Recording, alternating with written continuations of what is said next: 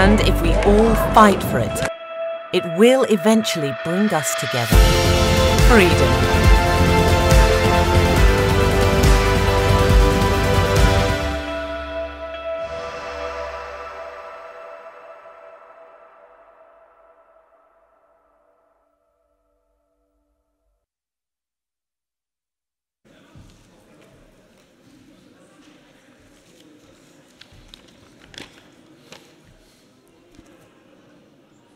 Dear Minister Stark-Watzinger, dear Bettina, dear members of parliament, dear international guests, dear friends, ladies and gentlemen, it is a great pleasure for me to welcome you all to our annual flagship conference. Every year, the Friedrich-Naumann Foundation is focusing its work on a specific topics, and we do so for all our offices in Germany and abroad. All our offices are contributing to this topic with events, with publications, and with other activities. In 2022, we dedicate our work, well, to the topic of Europe. When we decided on the annual topic at the end of 2021, we of course did not anticipate the horrific war at our doorstep, even though we must admit with the benefit of hindsight that the signs were manifold. Today we know that our annual topic could have not been chosen more to the point, more wisely. Europe is facing really serious challenges, probably the most serious ones since the end of the Second World War. Our freedom, our way of life, our values are at stake. They are once again under attack. In the bombed cities and shell towns of Ukraine, the devastation is most visible. The human suffering on the ground is unbearable and must remain at the center of our attention, despite the so-called news fatigue that seems to be haunting parts of our societies. Because let us be absolutely clear, our freedom and our values are currently being defended not even 1,500 kilometers from here and from our own borders. Putin wants a different Europe. He wants a different Europe, and it is certainly a Europe that we do not want, ladies and gentlemen.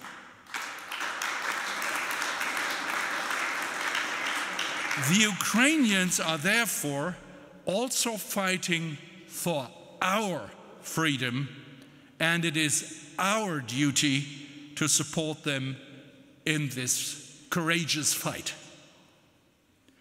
But Putin's horrendous war also takes its toll even where his bombs do not hit.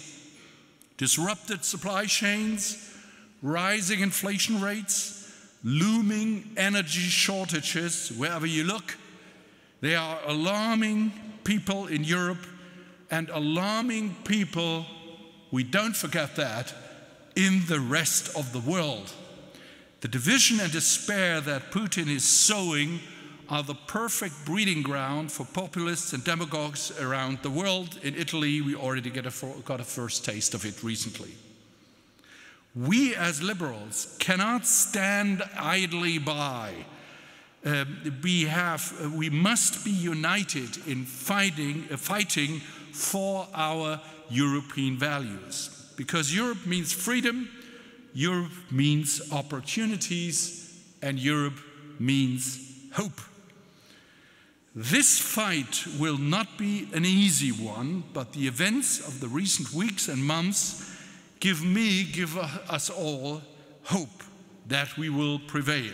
The EU's response to Russia's aggression was unprecedented, both in its scope, both in its speed and also in its resilience.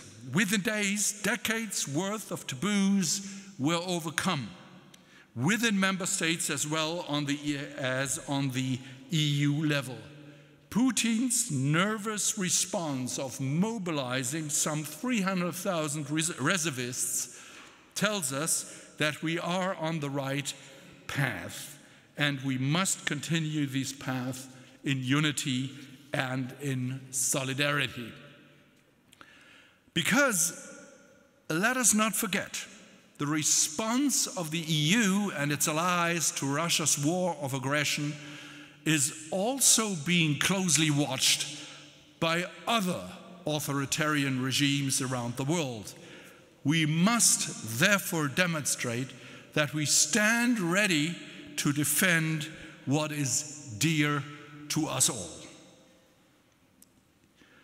Ladies and gentlemen, Europe has a lot to offer, and it is up to us liberals to promote and to push for the founding principles of our union, for freedom and democracy, for human dignity and diversity, for the rule of law and for human rights. In this spirit, I'm now looking forward to very interesting discussions in the next few hours, and I wish you all a fruitful exchange of ideas. I thank you very much for your attention.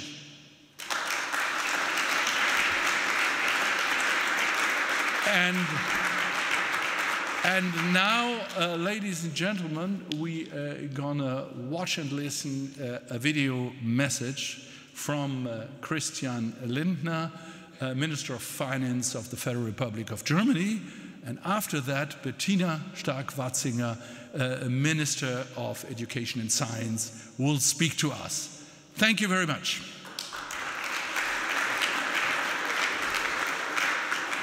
Ladies and gentlemen, when we talk about peace and freedom in Europe, I often feel a sense of humility thinking about the current situation in Ukraine. There we can see the price people are willing to pay for freedom, their own lives. Ukrainians are bravely risking everything to defend their right to self-determination, to defend Ukraine's right to peace. Ukraine has chosen a future as part of the community of liberal democracies and especially as part of Europe. That is why Ukraine was attacked on 24th of February this year. We must stand in solidarity with Ukraine, not just out of a sense of obligation towards our fellow humans, but because we need to defend the values that we hold dear. The stakes could not be higher: peace and freedom in all of Europe. In some ways, the foundations of the European Union, our unique peace and freedom project, have become fragile. The Euro crisis uncovered some structural flaws. During the refugee crisis, the EU failed to live up to its responsibility to find effective solutions. And during the COVID pandemic, borders were closed and the freedom of movement was abandoned. Brexit and the rise of populism supported by Russia are symptoms that the EU's appeal has faded. In short, we can no longer take a stable Europe for granted. Russia's shocking attack on Ukraine underlined this in a painful way. But the EU's response to this crisis was quicker, more decisive, and more united than expected. The EU has demonstrated its capacity to take resolute action. The European Union is more united than ever before. We must take advantage of this momentum. That is why it is so important that you at the Friedrich-Naumann Foundation for Freedom are focusing on the subject of Europe's resilience, on the subject of reshaping Europe. I believe there are three goals we should be doing everything we can do to achieve.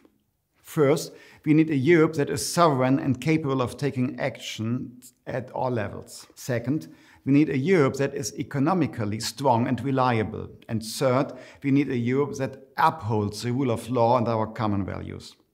In this new environment, what we want and what we expect from Europe in terms of sovereignty and effective action has changed, just as many of our other policy priorities have changed as well. To me, building a sovereign Europe that is capable of taking effective action goes far beyond the EU's institutional structure. Now, more than ever, it is also about fiscal and economic policy, energy policy, and common foreign and security policy. We should have known this well before Russia's attack.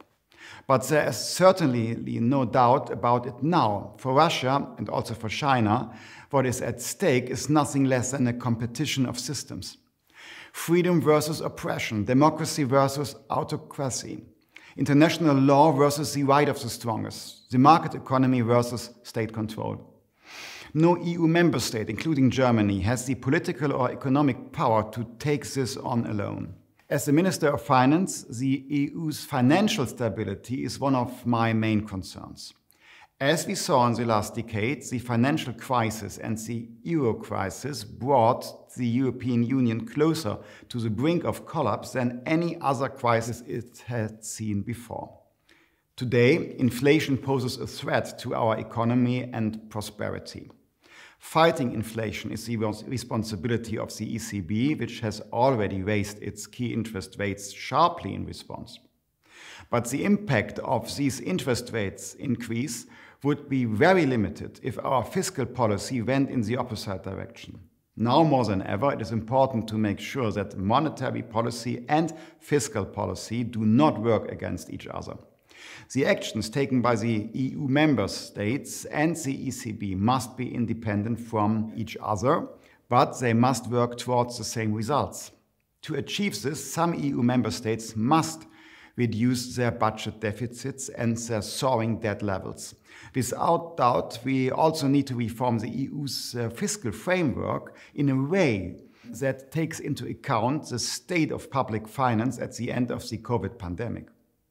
I have made a proposal that maintains the 3% deficit limit and the 60% debt limit, while at the same time ensuring more realistic and binding paths towards debt reduction. The high debt level in some member states needs to go down. My aim is for the member states and the Commission to reach a clear agreement on common budget rules and how they should be applied in a transparent way. We also need economic policies that fight the root of causes inflation. It is especially important to do everything we can in the area of energy. This includes tapping every source of electricity that is available to us. We need to find short-term solutions for replacing gas while we work towards climate-neutral industry. At the same time, we need to speed up the expansion of renewable energy, the energies of freedom. I believe that in the current situation, we need to be open to all types of energy. This includes nuclear. I am not talking about a permanent return to nuclear power in Germany, but rather about managing the crisis facing us right now. Any other approach simply isn't credible, which is why a lot of Europeans are reacting with disbelief. States and companies must make their supply chains more resilient against geopolitical risks, even if this results in efficiency losses. In times of international crises and uncertainty, it is more important than ever before to forge alliances with partners who share our values. We need to take a good look at ourselves and acknowledge that we have outsourced our security to the United States, relied on Russia for our energy supply, and made ourselves hugely dependent on the Chinese market. We need to fix this urgently. Our thinking needs to become more global and more diverse in scope.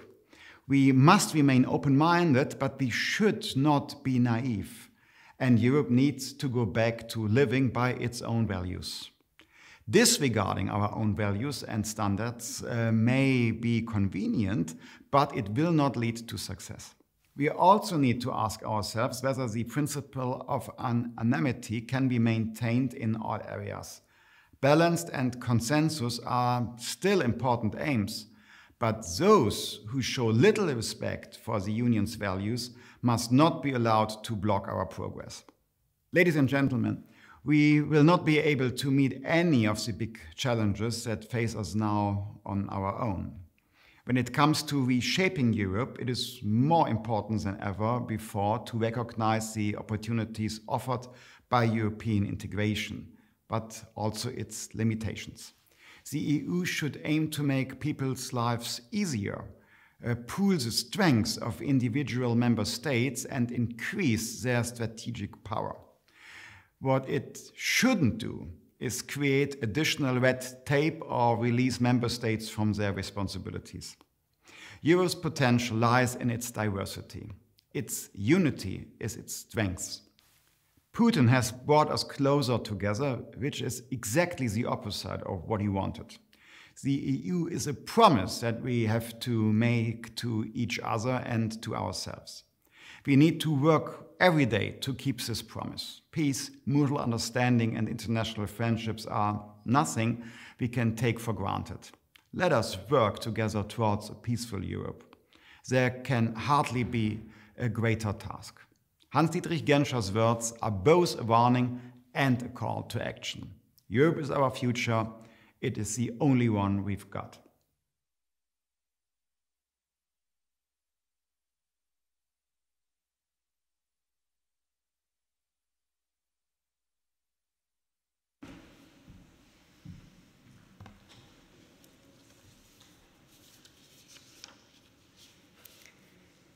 Dear Professor Paquet, dear Karl-Heinz, esteemed panelists, ladies and gentlemen.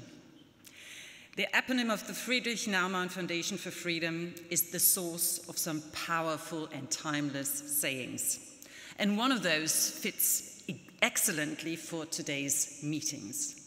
Naumann said that where there is still human creative spirit, he called it Schöpfergeist, there is no need to despair. Yes, we currently face multiple crises and challenges, and we just heard some of them from our finance minister. But I prefer to call it disruptions because it's not just about the destructive force of change, but also the opportunity for something new. And we have to take advantage of this opportunity. We have to explore on that. The workload ahead of us is enormous. No question. And at the start of this year, the European Union and all its member countries had already gone through more than one crisis, not least the consequences of the corona pandemic and a number of other legacy problems. Unresolved migration policy issues, the aftermath of Brexit, natural disasters as drought, wildfires or floods, which shifted the topic of climate change way up to the top of the agenda. Then the Russian war of aggression against Ukraine multiplied the challenges we already face literally overnight. Watershed moment, Zeitenwende, has become the phrase in Germany to describe the increasingly urgent need for action. Starting with a new approach in our security policy, the taking in of refugees from Ukraine through to handling the impact on our economy in terms of supply chains, energy costs, and rising costs in general. Not all the EU member states are affected by these multiple crises in equal measure, and not all of them want to reflect on core issues of European identity at this very moment. But taking a look at the motto of this meeting, I would like to start by confirming one thing clearly. Yes, we need to reshape Europe. And as you might realize now, I'm in the same political party as my finance minister, because I picked the same quote from Hans-Dietrich Genscher. Or as Hans-Dietrich Genscher said, Europe is our future, otherwise we have none. My sincere thanks goes to our hosts for providing a forum for this important issue. That's because European creative genius is and has always been our chance for transformation and resilience. And please allow me to address that in 3 topics. Firstly, the freedom of science and academia. We Europeans see it as a fundamental value. That is why the declarations of Rome, Bonn, and Marseille are so important. And under our German G7 presidency, we recently took the opportunity on the summit in Frankfurt to address the subject of academic freedom beyond Europe. Sadly, the global facts and figures are disillusioning. Nearly 80% of the world's population lives in countries where the freedom of science and academia is under threat, where university, as the stronghold of keen, free minds, must fear the worst. Feared and hated by dictators, they quickly become the target of aggression. We only need to look at the current situation in Iran, where students are risking life and limb. They, and all the scientists and scholars who are standing up for their freedom, need our active solidarity, and Europe must be pretty clear in that issue. We must stand beside them. Their desks and labs may be far away from us, but what they are fighting for is very close. So why do dictators fear? Why do autocrats fear free science? I mean, we're reshaping the future, but let's look back briefly. Think of Newton's optics, his laws of classical mechanics, and breakthroughs in the fields of chemistry, anatomy, and physiology. If the science revolution had not taken place, tolerance in matters of faith would have never become a political reality. And the distinction between faith and knowledge might not have come about. And since this time, with having research university, science possesses the necessary infrastructure to enable an explosion of knowledge production and continues to make it possible.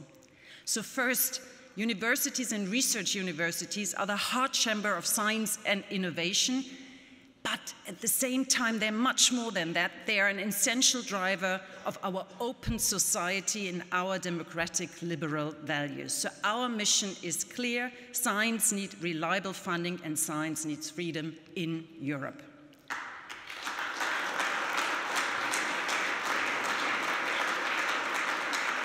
At the same time, we are facing geopolitical shifts affecting, sometimes even unsettling, our own scientific environment in the European Union.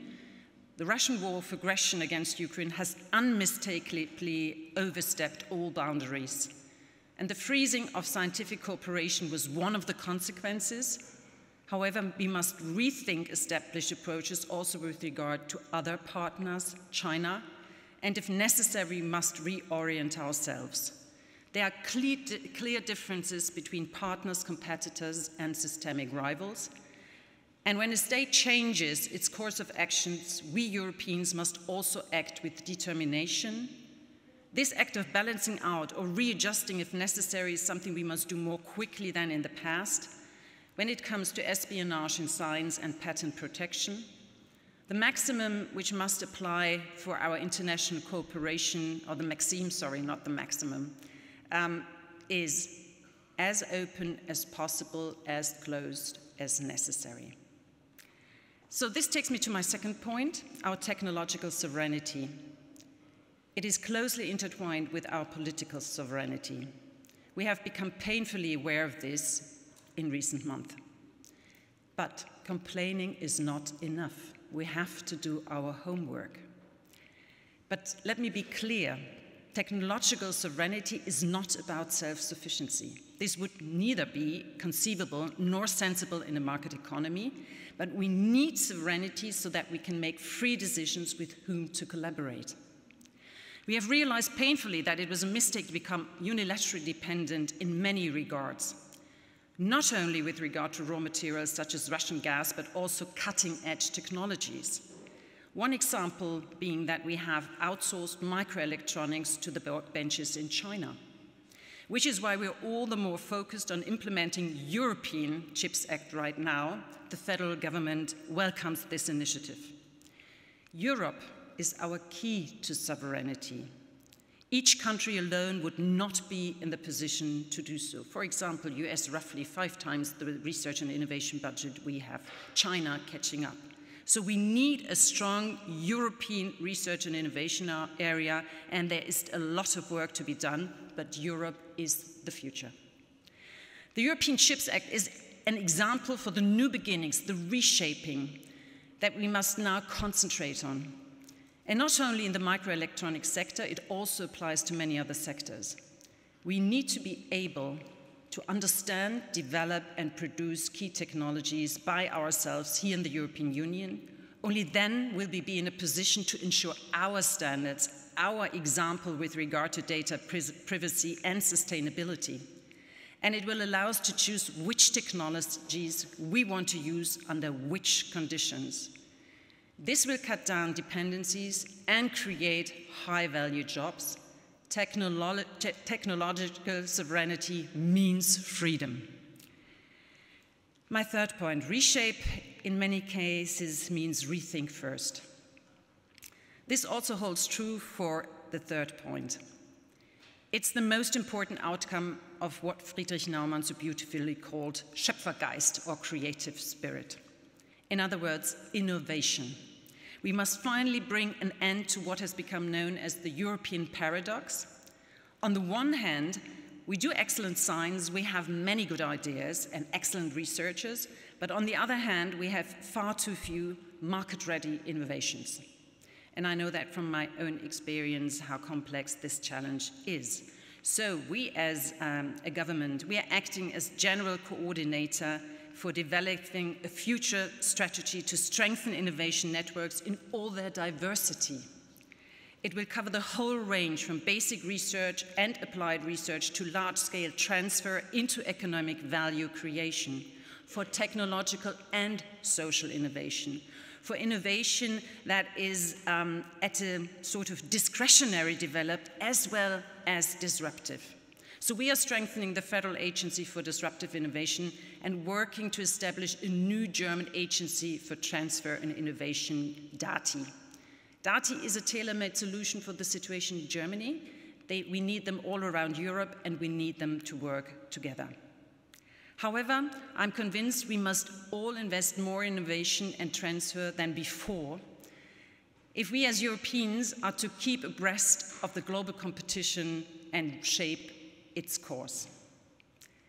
Ladies and gentlemen, we have proven often enough that we have the know-how and the perseverance to take such an ambitious task.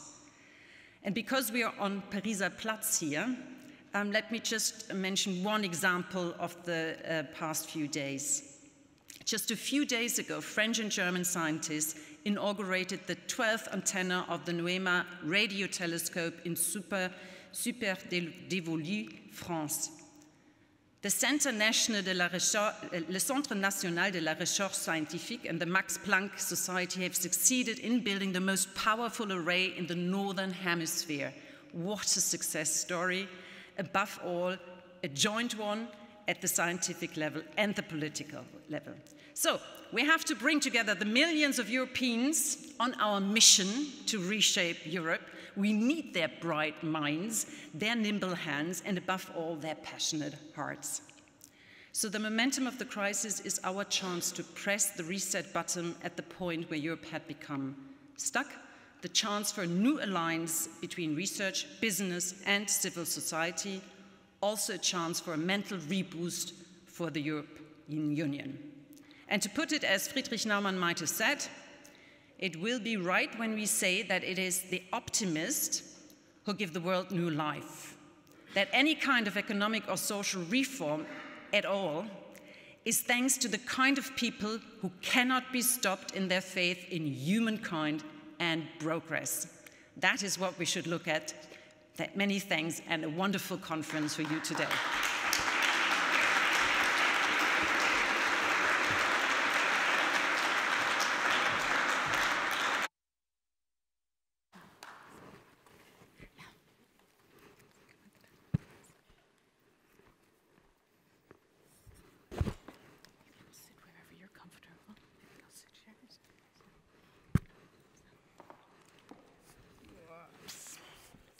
You should not be on the corner. You're the only man on the panel. Happy to be on the corner.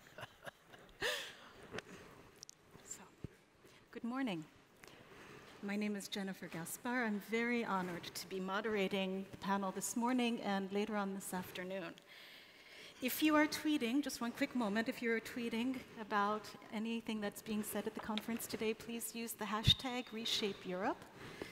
And now I would like to welcome you to today's very important panel discussion as we discuss the notions of how, as the conference is named, reshape Europe, and maybe I should say resistance to the onslaught of crises that we are now facing. But perhaps even more importantly, how can we build a Europe that more closely reflects our democratic and social values in order to come through these crises stronger, more united, safer, and open in the face of aggressors who do not share our core values and choose force and violence over justice? The last days have been heartbreaking and enraging as we witness the relentless bombs all over Ukraine by the Russian aggressor. After yesterday's horrific bombing of civilians across Ukraine, I'm convinced more than ever that today we have an opportunity, actually a necessity, to think big and bold and find it in ourselves to become what we must in order to remain free, open, democratic societies whose values include human rights and rule of law. And with that, I would like to introduce our esteemed panelists. To my immediate left, I have Nicola Beer. She's a member of European Parliament and Vice President of the European Parliament. Next to Ms. Beer, I have Mr. Timmy Dooley, Senator from the 26th, is it Shenad? In Ireland, and co-president of the ALDE party. And at the very end here, we have Aleška Simkic, who's head of the cabinet for EU crisis management. And we have so much to discuss, but I would like to frame today's panel in the framework of the survey questions that people answered before this conference. The very first question was asking you to prioritize what is most important right now, what must Europe face? And the overwhelming response was security, a united security policy.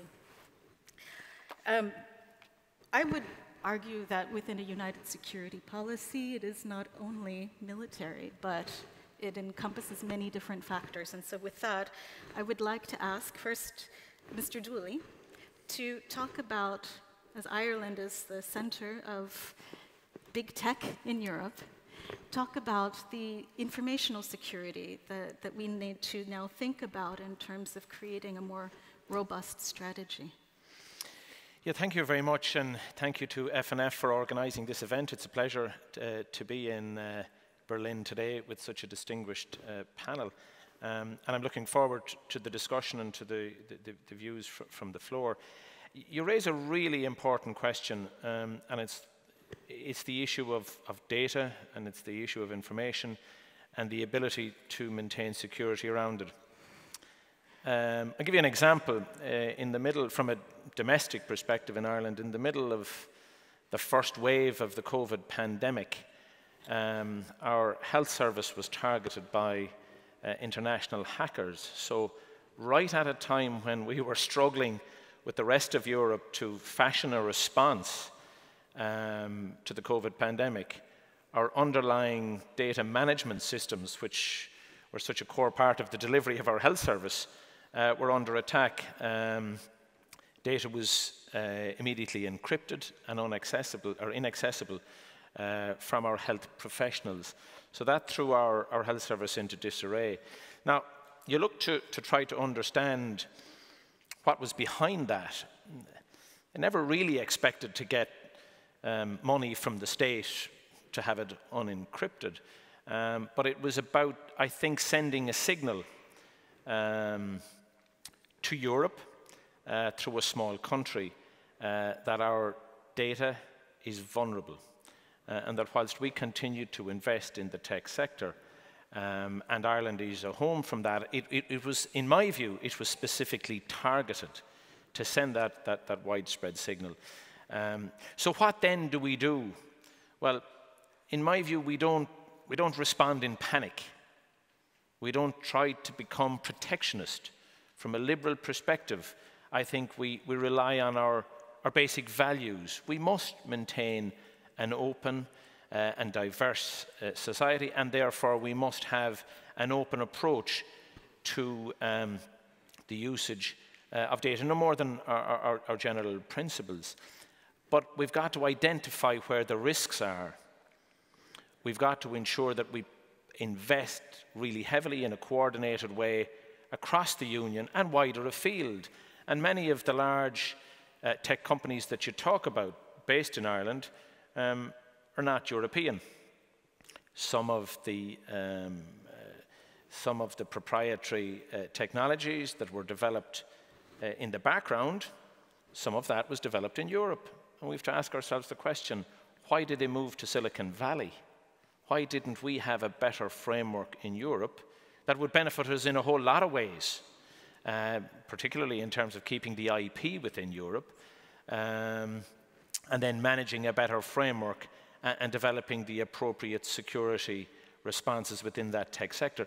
But we have allowed a situation to develop, sadly, that much of the IP has been shifted to Silicon Valley over the years. So there's a whole series of questions which we need to respond to here, not just react in a protectionist way.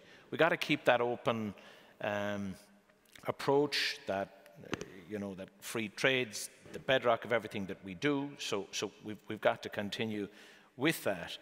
But I think we've got to look at how we encourage, not in a protectionist way, but how we encourage more of our IT companies to base their, when it's from within our own universities or within the intelligence of our own, or the capabilities of our own citizens, that we create a home here across Europe, whether it's Berlin or Dublin or wherever. But Dublin happens to be almost the tech capital of Europe at the moment. But it hasn't been where the technology has been created. It's a platform really as a sales and marketing base for the rest of Europe. So there's questions which I think we need to address more clearly there. Then I think we've got to look at another aspect of this.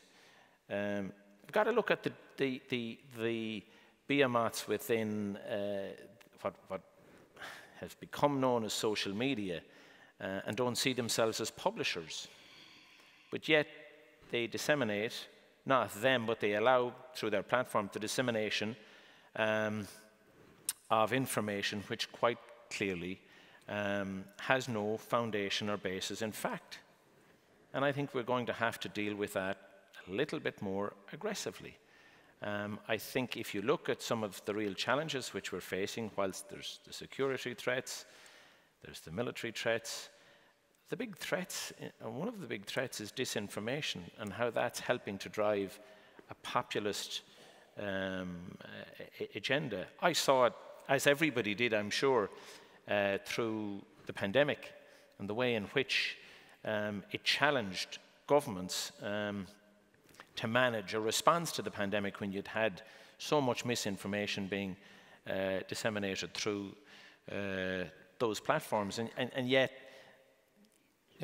traditional media, whether it's newsprint, whether it's broadcast, whether it's radio, whatever, they're regulated in a way. And I'm not for big regulation, let's be honest. But sorry, I think you want me to wrap up there.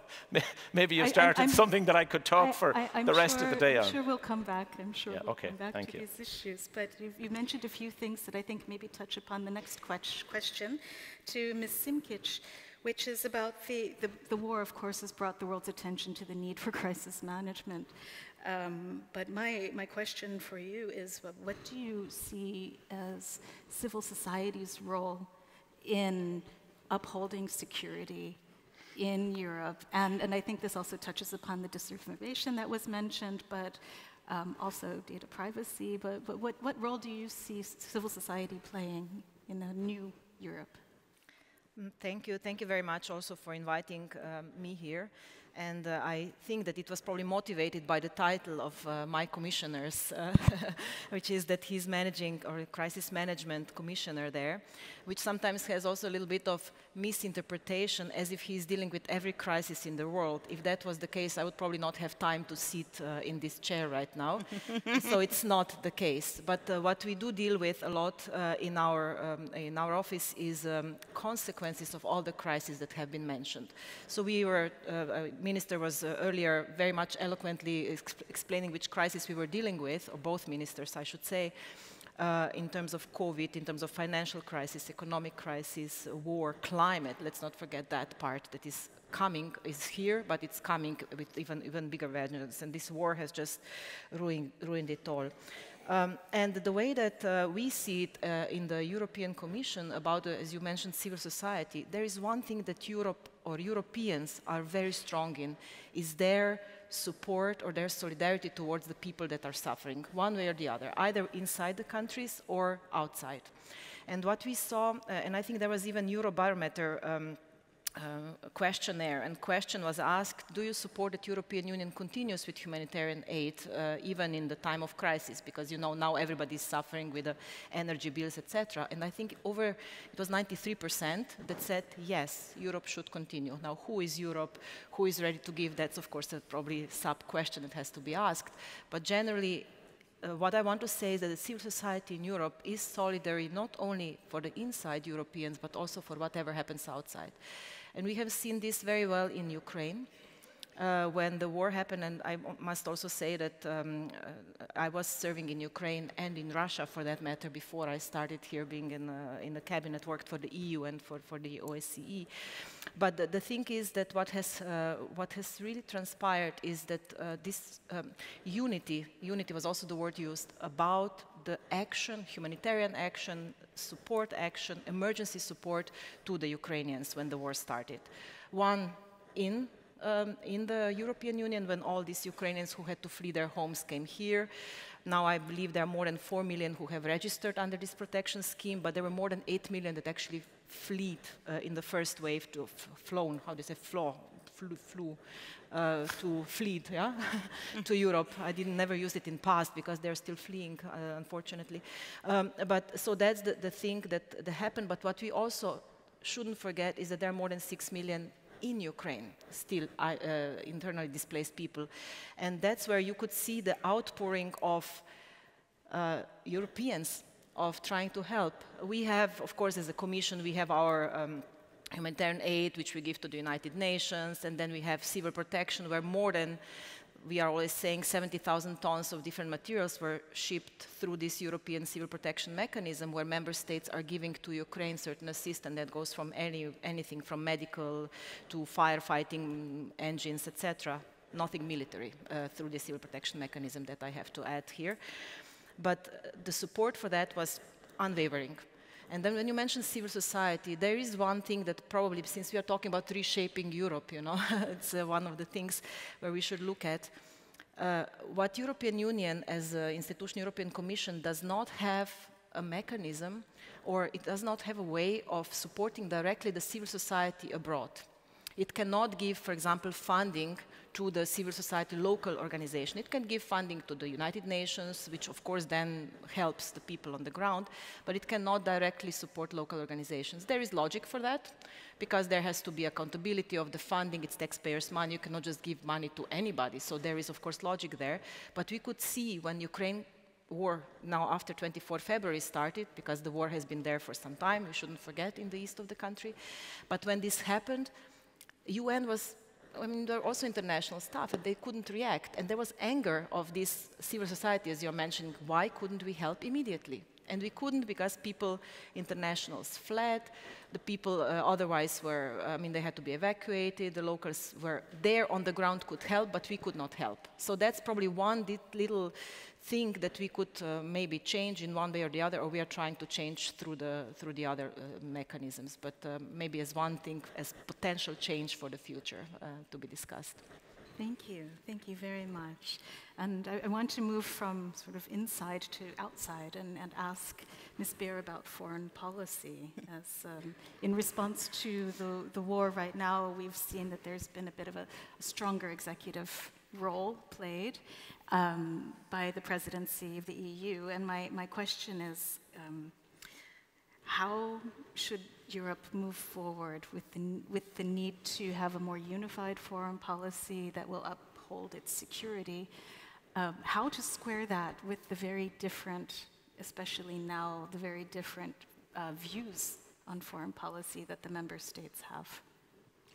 I think it's hardly needed that we have a common, coherent, and very strategic view on foreign policy, also on security policy. And I'm very happy that we did already the first steps. So if we see, for example, the updated strategic compass, then there is really for the defense and security policy a proposal with clear steps to take, how to become more resilient in security and defense as a base, and you mentioned it, for all the wider scope of security our citizens are waiting for and really also claiming from European Union.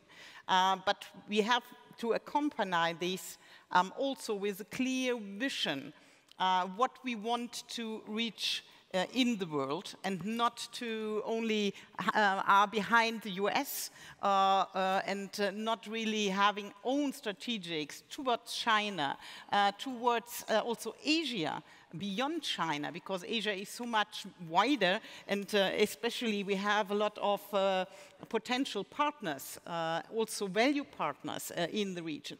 We need a clearer answer and clearer strategy for the Indo-Pacific region, but also not to forget about Africa, about Southern America, and that really what I would then name as a geopolitical Europe. For the moment, Mrs. von der Leyen, as President of the Commission, and Europe is only claiming to be geopolitical. I cannot see that in action, but we need it. And we need it also because we can be a totally different partner. Yes, we are in a family of friends and democracies, also with the US, but we saw with the changing of administration to Trump, now we have Biden, I'm very happy, but nobody is sure that, and in which kind the next election will have maybe another result. We are not so happy about it. So I think we should stay on our own feet. And this is not against the working together with the allies, also in NATO, but it's as an own European pillar under the roof of NATO. And also not only having a clear vision, but also doing our homeworks for that. So it's important that now we have new member countries joining NATO. It's important that all the member countries here in European Union now are doing their homeworks, also in investing in a defense policy, in security. But we also have to go far away steps to take. For example, I think we need a stronger position of our High Representative. We need beforehand discussion about common strategies and then a mandate to act.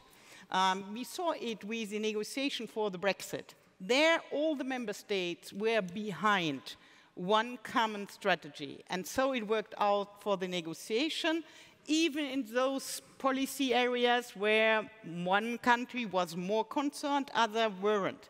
I mean, in the last months, it was all about fishery. There are member states who even didn't see any fish. Huh? So, I mean, and this is important, that we are not splitting apart, even if not everybody in the Union has the same problems to deal with. And this is important to declare and to define beforehand. So this means, for example, also that we need more multilateral agreements, especially for free trade, and not less, because we hear so much narratives about deglobalization, that this was bad for our future. No, we need more, because those multilateral agreements help us in diversifying, for example, for deliveries in energy, in raw materials. Big discussion also under the wish to become more sovereign, but sovereign in an open, strategic way and not in closing down on our continent. And so this has so many facets. We have to discuss, we have to see it in a wider picture, and we have to work with far more partners around the world, but also standing up for far more partners around the world. So, for example, I'm missing a really clear saying about the situation around Taiwan. I'm missing a new strategy towards Iran. These are all points where we cannot only claim to have values, but we really have to stand up for. Thank you.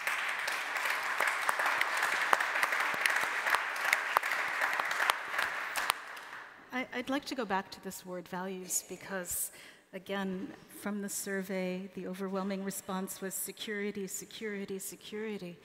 But what does that mean for human rights and rule of law?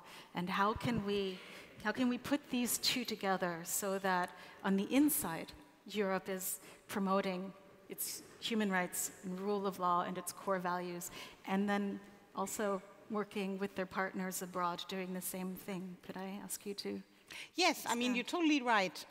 It cannot be that those rules, accepting the acquis communautaire, is only for the date of entry in the European Union. It's clear that the rules are there for the whole time, and you have to stay with the rules the whole time. And so I think it was a good move of the Commission now really to scrutinize all the member states where there could be problems, and then really to go behind if there are problems. But there we have to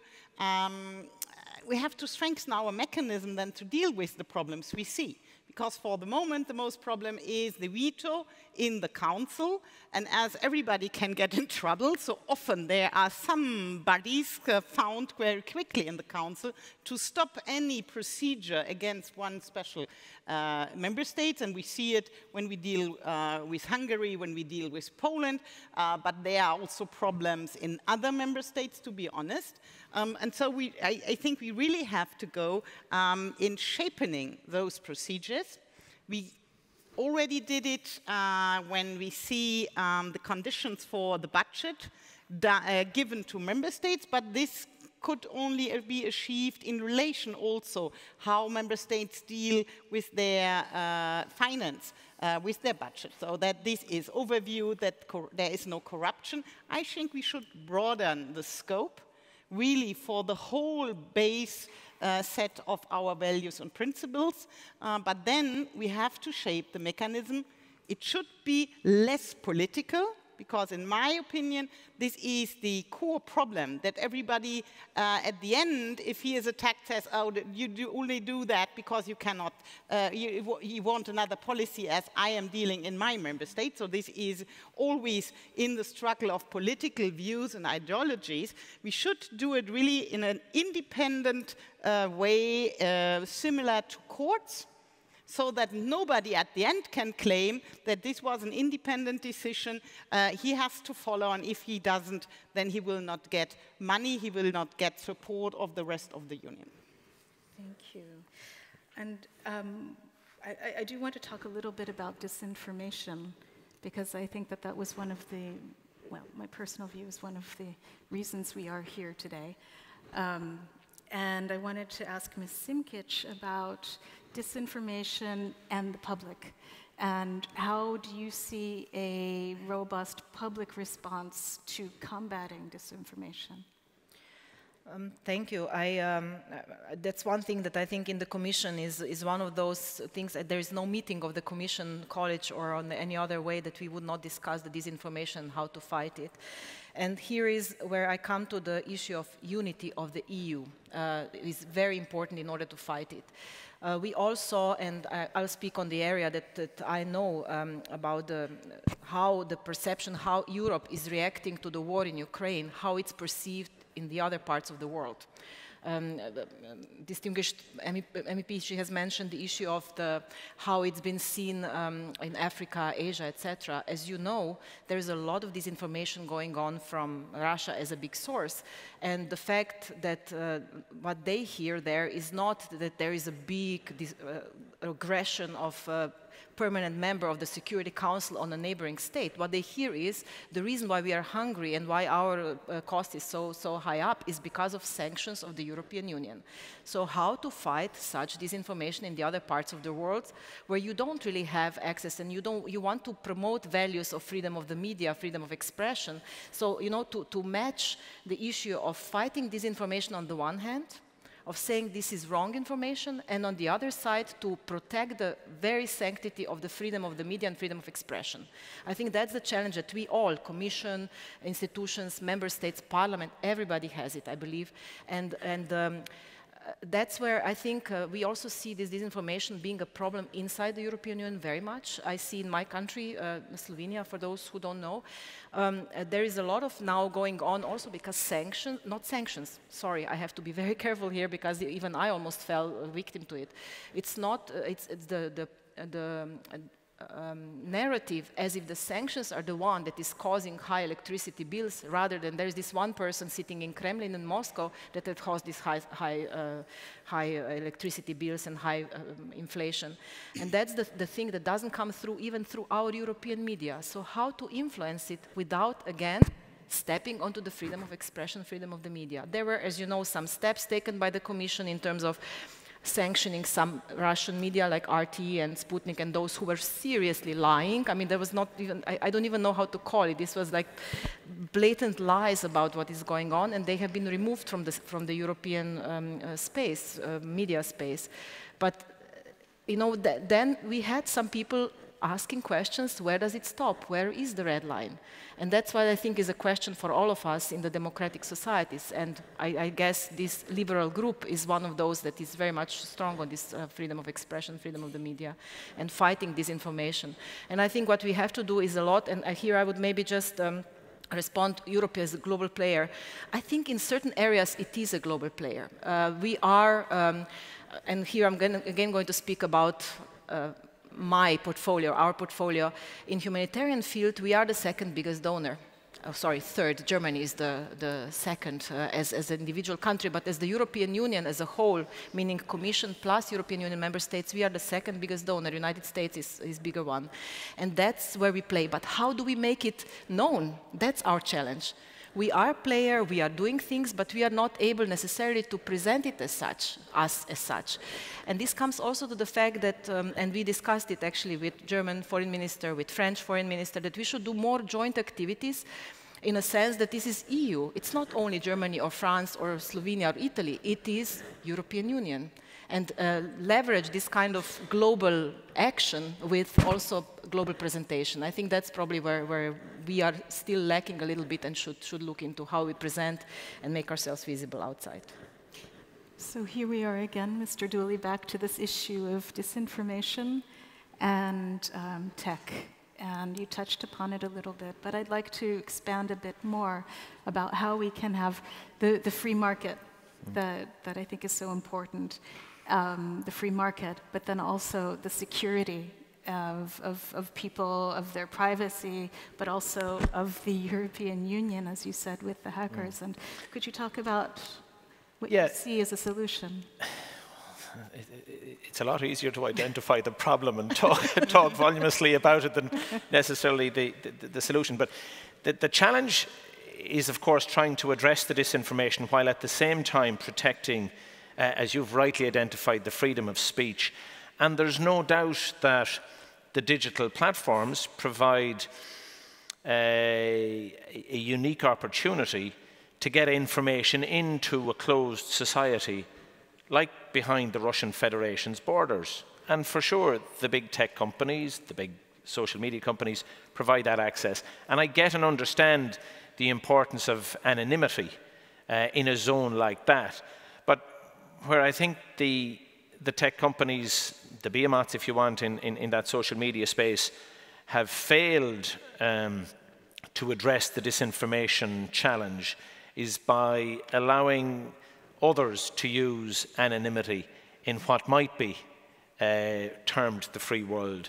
Like I looked on with amazement and shock sometimes during the pandemic, because everybody was scrambling for information. And now and again, when we were allowed to sort of meet people in shops and stores, I had people, you know, approach me, what they had seen on YouTube.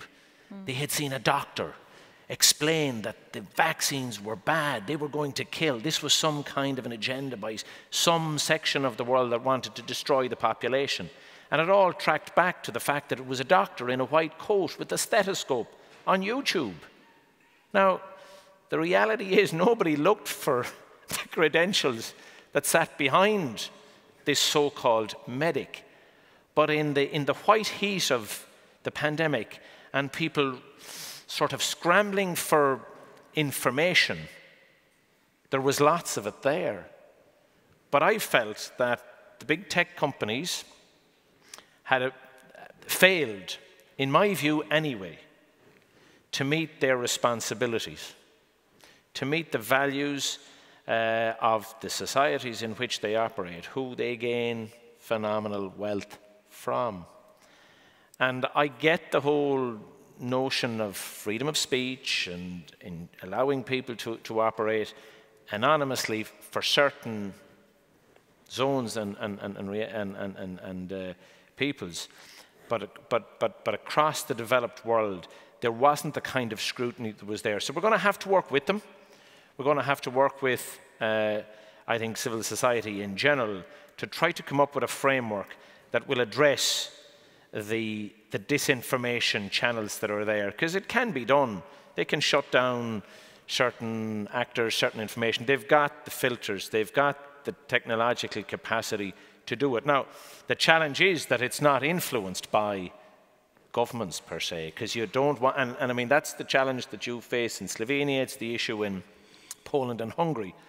Who's guarding, who's the guard, who's the arbitrator, who's the person in charge?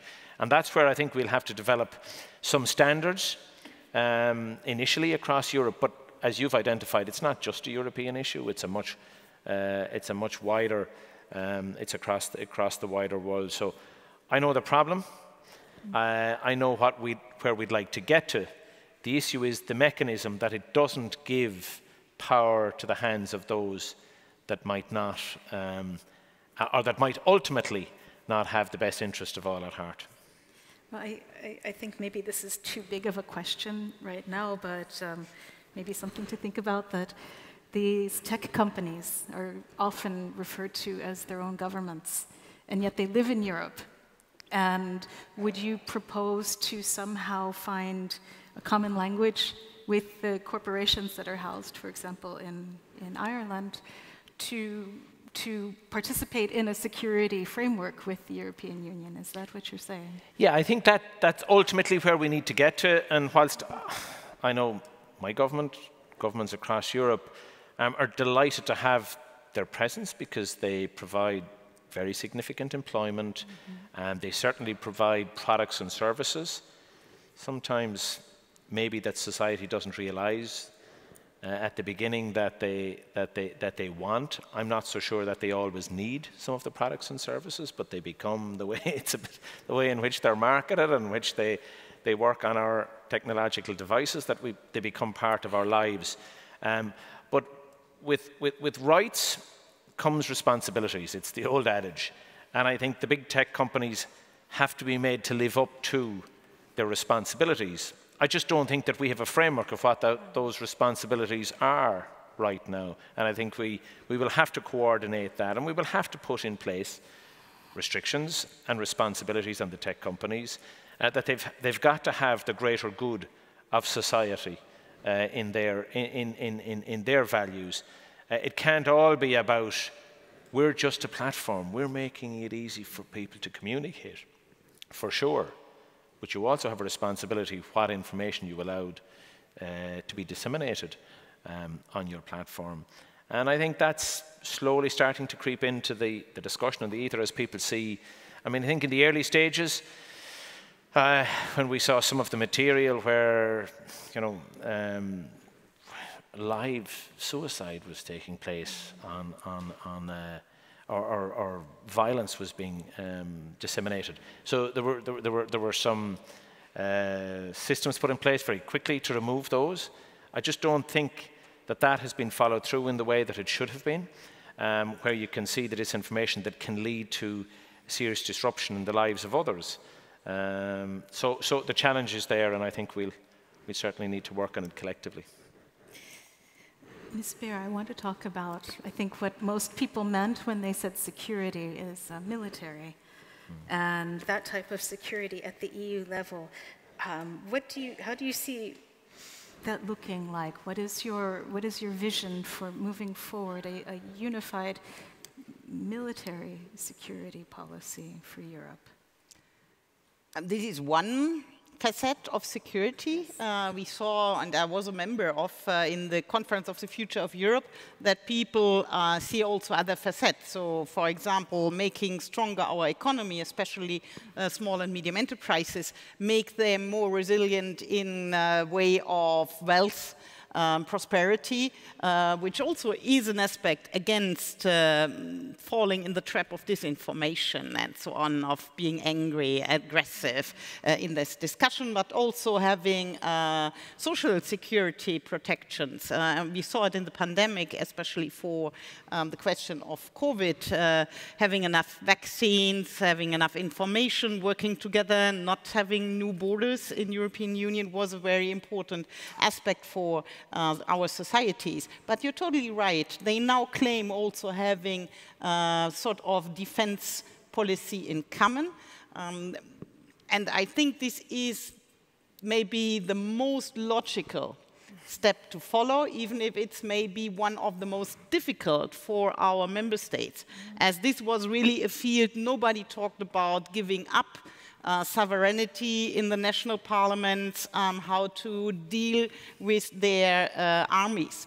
But I think this time just overcomes this aspect, and we see it in our response also now to Putin's war of aggression, that not really having a really balanced coordination in between European Union, NATO, and the member states is a little bit a part of a problem.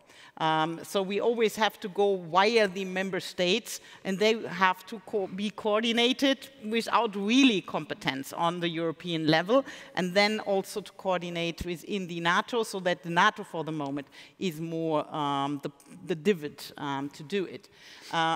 This is a question where we now try with the strategic compass I already mentioned to see how we can have quick response forces, how we can deal with the cybersecurity problem, how we also can, by common procurement, secure that what we now are buying and investing and also developing as tools for our defense security is really coherent in between the member states. So also to innovate in common, to invest in innovation and development on the field of defense and security, to buy in common, to have, I would say, also more common development of our forces, so from education up to the material we are investing in is an important aspect.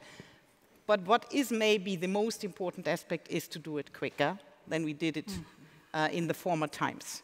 And yes, at the end, there is for a lot of citizens, and we saw it in the Conference of the Future of Europe, this vision of having a common European army. And me, as a Free Democrat, as a liberal, always was fighting for that. But we have so many steps to take, and we should not hinder the next steps of integration, of a better working in common, of a better common procurement, of a better common strategy finding, and a better common also investment, to this next steps, and to prepare also the discussion in our national parliaments, that also European Parliament can deal with this coordination, that the European Commission and especially the function, the mandate for the High Representative should be reshaped. And that this is to make NATO stronger and not weaker. These are the next steps to take. And I really hope that at the end, politics will be on the same progress as I see that society is already. Thank you. I think there are many, many things that we need to discuss, but probably one of the elephants in the room is energy policy. And as we all are approaching a winter, hopefully it won't be too cold. I would like to ask Ms. Simkic about how we might approach a common energy policy. That is, I understand that you're with the Office of Crisis Management, and those seem to be one. What steps can be taken now, and then what can be done in the future to ensure that this doesn't happen again? Thank you so much. I mean, it's also one of those questions that we can discuss, I think, all of us. So I'll just try to limit. I think that there were, in the European Union, and again, we're talking about it in terms of competencies, energy is one of those competencies that is really member states' competencies. But so was health. So is defense. So things are now moving a little bit into the phase that we, instead of, and I think Mr. Dooley has put it very nice, we tend to be protectionist the moment that the crisis strikes. When COVID started, we all closed the borders. I mean, the EU member states closed their national borders, so we forgot about Schengen. When something like that happens, we tend to go back to our national protectionism, and we should not do it. We should go European way. And I think that goes the same in the... Let's go the same in the energy field. It is national competence, of course, but we also see it now when there is a crisis, and here I'm not pointing fingers, but we see the EU member states scrambling for their own national security, energy security, which again is a very logical political move, but on the European level, arguably, we could find better solution, cheaper gas outside if we were going as a European procurement. I may say that the Commission, and I was reminded of that, has proposed back in time when I was not in the Commission yet, back in 2015, if I'm not mistaken, something like joint procurement of gas. And it has not been supported by the member states. Now we are in a stage of a crisis where, of course, these things are being discussed. Still, the national solutions are being found for short term, but in longer term, I think that's the solution. And of course, I mean, Green Deal and all these efforts of renewables, finding alternative sources of energy, that is all there. And I think now member states are very much moving forward towards going into this direction. I mean, the European Commission, and I will not bore you with it because I'm sure you read it in the media, has put forward proposals, but also the Commission and institutions, and I mean, arguably also the Parliament, can only go as far as the member states are willing to go. So it is a political union, it is a supranational, it has given competence in certain areas, but it has not given competences in others.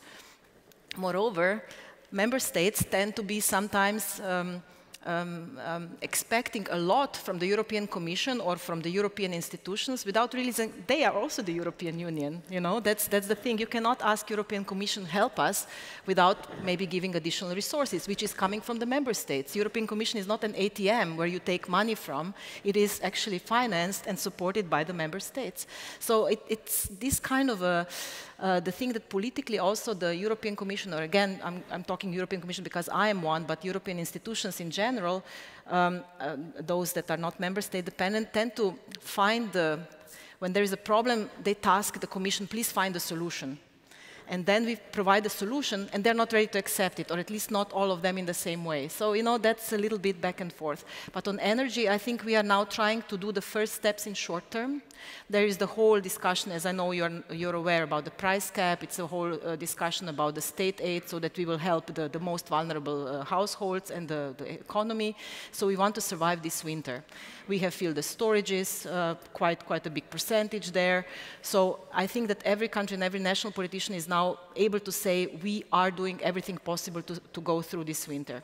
Here I would add we have to also help Ukraine go through the winter because that is an additional element that we have there in our Western Balkans friends.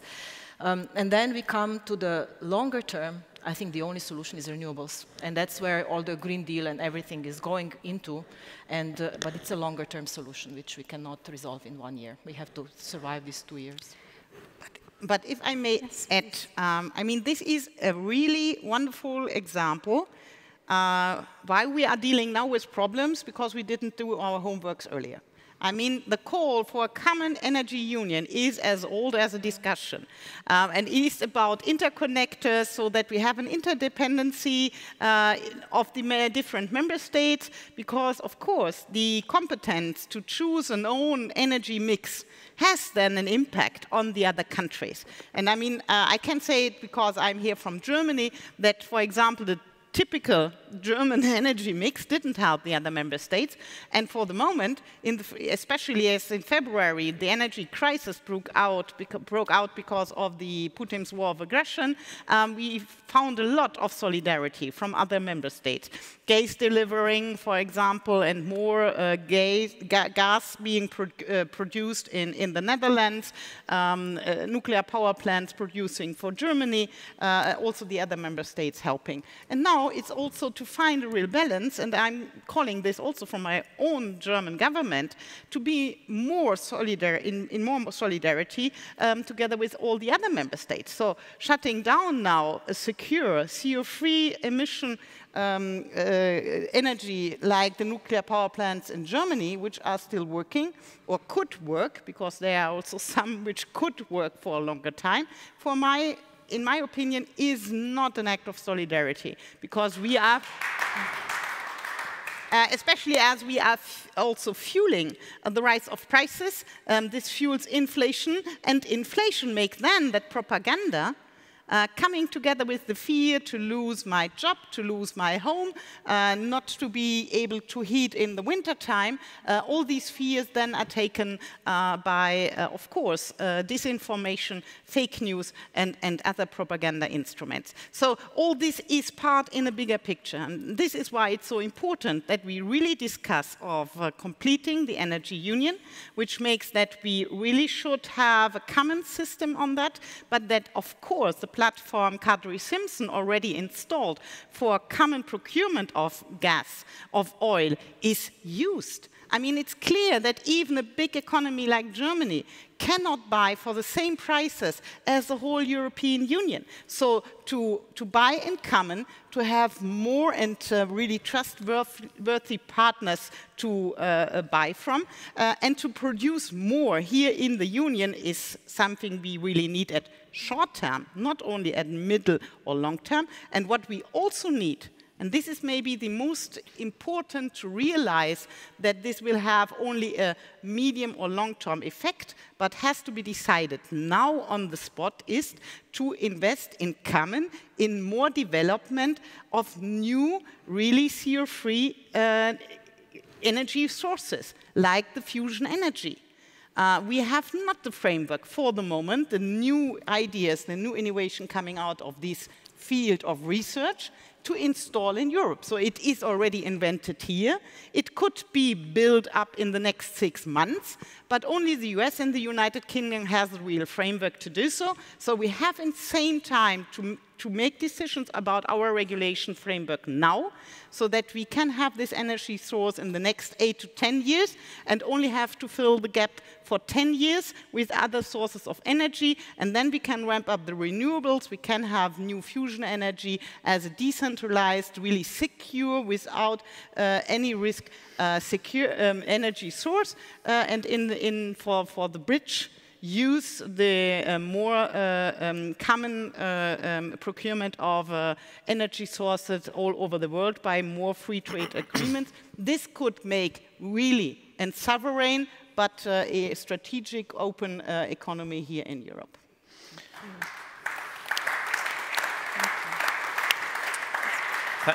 Thanks very much. So we know the crisis that we're facing, and we have an immediate response in attempting to get through this winter and next. And whilst we talked a lot about renewables up to now, it was a nice to have. It was really from a climate change perspective. The Russian invasion of Ukraine changed all of that, because it wasn't about utilization of energy that was sympathetic to our environment. It was about, do we have access to energy? Can we run our companies? Can we heat our homes? And I think that created a stark realization in the minds of others that you just can't take the foregoing for granted. And that's why we do need an energy union, and I think that's why it will move things significantly across member states. But the one thing that we've got to be absolutely sure on, and we've got to be united on, is that no matter what happens, or when, as it inevitably will, the war in Ukraine ends, it can't be business as usual.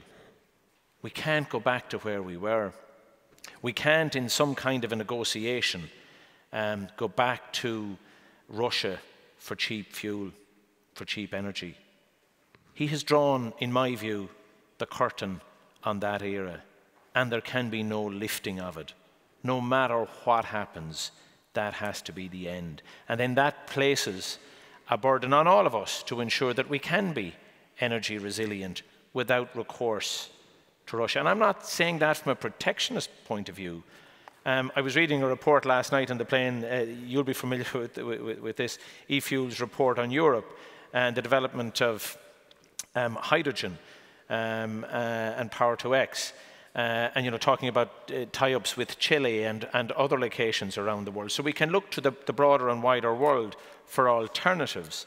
We've got to look much more aggressively at harnessing the huge opportunity for wind energy in the Atlantic Ocean, closer, and I'm not saying this just from a domestic perspective because it benefits my country, but there are huge opportunities for capturing wind offshore in deep seas.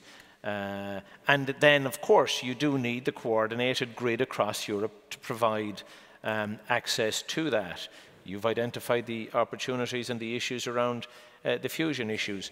We've got to get much more focused on the long-term energy requirements and how renewables have to play such an important role on that. And it can be through, as I said, the e-fuels, and looking at that too as part of the mix. So there's a challenge to us, and I think we'll respond appropriately as Europe always has done. But for me, the only absolute is, regardless of when the aggression ends in Ukraine, there can be no deal that sees us back trading with Russia while Putin's in charge. Thank you. Thank you. Well, I just wanted to recap a few of the important things that we discussed and just to get your reaction on whether or not I heard them correctly. One, I think one of the key issues is really undoing the bottlenecks in the administrative processes and procedures at the EU level.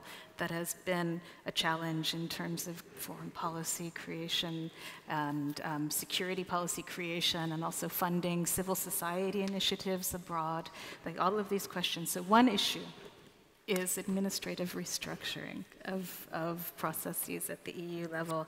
The other thing that I heard was strengthening alliances such as NATO for security policy, defense. And I heard, of course, the need to remain open and supporting technology companies, but finding a framework with which we can continue to have, you know, expanded business and strong business partners, but also security, privacy. And did I hear your points correctly, or is there anything that you would like to recap? Well, from my perspective, I think certainly you've captured that which I heard. But I think, you know, when we enter discussions like this, we focus on the crises, but we shouldn't lose sight either of what we have achieved under the European project and how it continues to evolve and develop. And we should see this no different to the migration issue or the financial challenges that we faced in the past as something perhaps from left field that we hadn't planned for, or we hadn't the structures in place, or we hadn't the thought process put into it. So let's not beat ourselves up either. We've done really well. We've come through successive challenges. Maybe we hadn't pre-planned in the way that we might, but we have a resilient structure with its faults and its failings and its flaws. But that's the challenge of evolution, to address crises as they come up. And do we have at least the initial infrastructure, the initial processes to try to address it? And yes, we do. You know, our Council of Ministers, our European Parliament, our individual member states worked reasonably well to try to fashion the solutions. And I think that should give us confidence. It should make us understand that we're in a better position than some of our opponents might like us to be. And that when the chips are down as a union, we are in a position to respond and respond appropriately with, as I said, with all the faults and failings that are there. But Through each iteration of a crisis, we become stronger and better, and I think that's what you would want to do and learn from the issues along the way.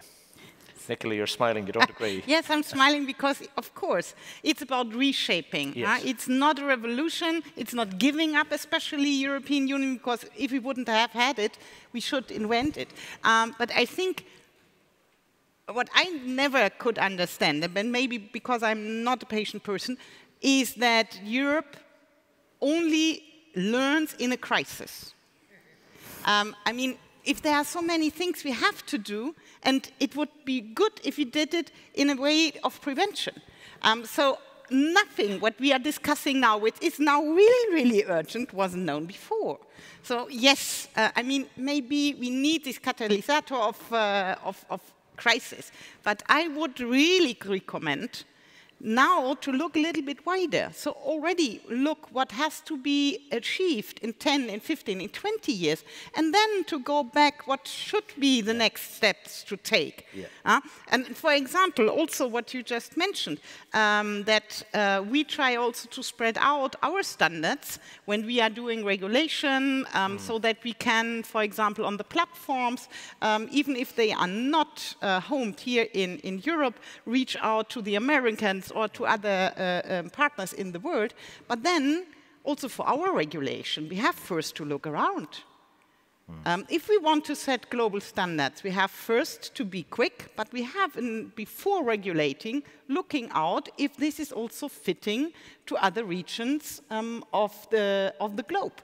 Because if not, it will not be accepted. Yep. And this is something I'm a little bit lacking in the European institutions. We often deal with our bubble. We often deal only if the crisis is there and there is really nothing else to do, instead of looking around with our partners, looking also in the next decades and not only the next week. And if we could change this in common, so Commission, European Council and the European Parliament, and quicker to decide with the other procedures, as for example the qualified majority also in Council, then I'm really, really optimistic that reshaping is really leading to more innovation and to a better future for our citizens. Ms. Simkic, can I give you the last? Yes. Thank you. The last word, yes? Yes. The debate just started now, so we should, with the serious issues. No, maybe just one thing that what we are working here in Europe overall is with public opinion. And you know, looking at the prevention is one thing that we always say when we are dealing with fires and so on, because that's what we are dealing with as well, is if we invested €1 in prevention, we would save €7 in disaster. But at the time of prevention, this does not bring political points or positive public opinion, because if you buy now all the 17 firefighting planes and then there is no fire, somebody will say, why did you spend so much money? And if there will be fire, nobody will have noticed because there will be no crisis. So prevention does not bring political points, so we have to make this. The second thing is also, you know, many EU member states are NATO member states, not all, but many are. And if everybody was really following up to their commitments of 2%, you know, and my country including is not meeting this commitment, then maybe we would be also in a stronger position towards the US, towards the, you know, Turkey for that matter, towards other NATO members. So if we were to follow on our commitments by investing that, but there is no positive public opinion, or was not before the war, for investing into armament, into investing into defense. There simply wasn't. So I know that that was not the case. So rather invest in social, don't invest in defense would be the public opinion. But then there is one positive story in where we do well in prevention, I think, together with the Parliament and others, is the climate. I know that we are slow, that we are not soon enough. We should have started that 20, 30 years ago. But I think right now with the messaging, and the war has helped indeed, but there is the helped, you know what I mean, quotation marks, but it has helped in our climate agenda, that we are actually thinking about that. What has to happen 2050? What do we have to do until 2035? What do we have to do until then? Let's hope that crisis is going to help us to really think this in preventive ways. So those are my final thoughts, I hope. Yeah, and they're principally the final points that I was going to make, which is that in all of this, we've got to bring our citizens with us. And I suppose I have seen at close quarters the impact of the departure of the United Kingdom from the European Union. There's a lot of reasons. There's a lot of reasons why that happened, principally because of the failure of successive governments within the UK to champion the benefits of the shared sovereignty that is the European Union. But it focuses my attention that if you try to impose the will of the broader European viewpoint at a particular time on a country that's not ready for it, you give rise to an anti-European sentiment, the potential for a populist uprising that can work against. And we've got to watch that, and we've got to see what happens in Italy and elsewhere as to how that plays out. So in fashioning a future in a manner that, you know, from those of us that sit with a good insight into how things should be done, and how it might work from an academic perspective, actually imposing that or getting democratic buy-in to that can be difficult, with the challenges that we talked about earlier of the disinformation and the channels that exist. It puts a greater responsibility on those of us that have elected office, I suppose, and those of us that are within the institutions to try and ensure that we, to some extent, identify the future crises and try to avoid them where we can, or at least have an appropriate framework in place. But it's not easy. Yeah, but maybe you have forgotten the most important. I think the most important is then politicians, which are really responsible not to do what is popular, but to make the important things popular. And then we can work also with the public opinion. So on that note, and hearing about popular uprisings, I don't want that. So we have a coffee break now. And I want to thank our panelists very much for this spirited, towards the end, debate. Thank you very, very much. After the coffee break, which I think is happening right behind us, you can then go on to the workshops that you signed up for. So thank you very much, and we'll see you in the afternoon at the afternoon panels. Thank you. Thank you so much. Excellent. Thank you. Pleasure.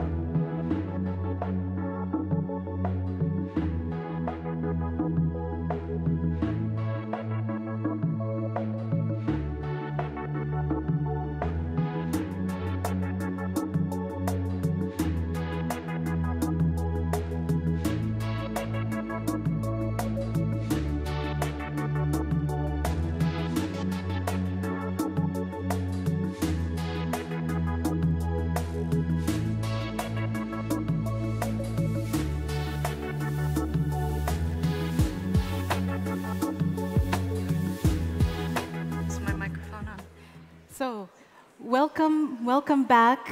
Thank you very much for your patience. I would like to start the second half of today's conference by introducing the three rapporteurs from the workshops. We have from the first workshop, Let me see, I'm sorry. We have from the first workshop, which the EU as a community of values. Does the EU live up to this claim? I'd like to introduce Christina Engel-Kemmetzel, who will give us the wrap-up from that session. Perfect, thank you. Oh, and this is on, perfect. And we actually ended up focusing more on the perspective from the outside, so actually not within the Union. But the headline was, like you can see behind me, EU as a community of values, does it live up to its claim? We started out talking, for example, that Scholz was the other day in Saudi Arabia discussing oil when the next day's bombs were falling over Ukraine. Was this really say about Europe, US, and the West, and our values? Professor Joseph Bahut from the American University of Beirut shared his input and also started out with a speech about the other perspective, mostly from the beginning of the MENA region, so Middle East and North Africa. And is EU really living up to its values outside its borders? We summarized the workshop actually in the end with a poll, and the short answer of our workshop was no, EU is not fulfilling its value outside its borders. Europe is according to the MENA region, and also we had a representative from Sub-Sahara, from Kenya, a declining power. Other powers are taking over. As an example was China in Africa, and it is a shift in the world powers. For example, was brought up by some of the people that joined in the discussion, that you can see this in loyalty of allies, for example. Both in a sense that we're talking about China, but Russia, how they have handled the situation in Syria, for example. And also the danger of the representative of EU to have deals with dictators, which you also can see behind on the pictures as deals with dictators. Is this, and also if you see democracy as a weakness and tyranny as a power then. We've also talked about the MENA region, for example. How is EU dealing with their issues? For example, there's no jobs for young people, and also at the moment no access to money. And still EU is funding the elite. And the question is, why is EU not changing its requirement and doing something? It was also one person in our round that also meant that the brand of EU needs to change and also be reinvented, so we in the end actually can feel our values. Because in the end, what we talked about for a longer time is also a balance act between values and security. What is most important? But also power versus democracy, and also that US, for example, from the EU has different positions. So EU is sharing one sea with other countries in the south of the Mediterranean. So we also are coming closer to it somehow. And US, for example, have a more an above perspective. And also what came up in our discussion was that maybe EU has to be more flexible when it comes to our values, so we somehow in the end can live up to them. And right now, as we have talked about today, but also will continue talking about, EU is standing in front of some major issues. For example, now the migration crisis, if you would like to call it a crisis, but also energy. And the question is, how will we actually handle this, and if so, in accordance with our values? And then to end our workshop, our summary, I would like to bring up what is nicely written here. If the democratic values, efficient and protective and be free, if you can have it all at the same time. Thank you. And I hope that I summarized it so everyone felt heard in our group too. Thank you. Thank you, Christina. I would like to now give the floor to Benjamin Hinz, who's going to present the findings from Workshop 2, the EU as an economic engine, strategic sovereignty in the wake of geopolitics and geoeconomics. Benjamin? Yes, thank you very much. And I would like to actually start by answering the question. I think it was very clear from our discussion that we believe that the European Union is a very strong economic engine and also a geopolitical player on the world stage. However, we discussed the challenges that we face both internally and externally through marshalling that power. I want to thank our speaker, Mr. Ricardo Lopez Murphy, from Argentina, who was not only a Minister of Defense, but also of the economy in his home country, and who brought a unique perspective on these both of these areas that are often interlinked, and especially in Latin America, which was a big focus of our discussion, can sometimes be hindering, but also sometimes facilitating the process in that area. We started talking about the European Union with stating the basic truths that we know, that we have a strong common currency, a strong common market, that is a unique position to be in the world, having the euro as also a reserve currency. And we also have the complementarity of our infrastructure. As many of you know, we've just recently heard that now the charging modules in the European Union will be harmonized, and that is just one of many examples on how we can make our infrastructure more compatible and also export our quality standards to the rest of the world. We also talked about some of the weaknesses that the European Union has when it comes to free trade agreements with other nations. One is that sometimes it is being perceived that even as we generally tend to be for free trade and for free trade agreements, that some areas of protectionism exist also within Europe, namely the automobile industries, but also the common agricultural policy. And especially in the case of Mercosur and the negotiations that have been going on for quite some time now, especially the second, the agricultural policy, can sometimes hinder fruitful debate and also compromises to be made. But we also talked about the framework of the European institutions, that they are an anchor of stability, and that the institutions that are embedded within free trade agreements, such as the Mercosur, will not only bring stability to the partnership between the European Union and the individual countries, but to the region as a whole.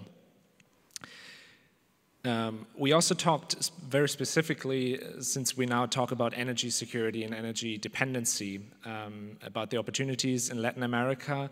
For instance, we learned that Argentina is actually a very large exporter of gas and can supposedly fill some of the holes that have been left by the recent developments in the energy market in Europe.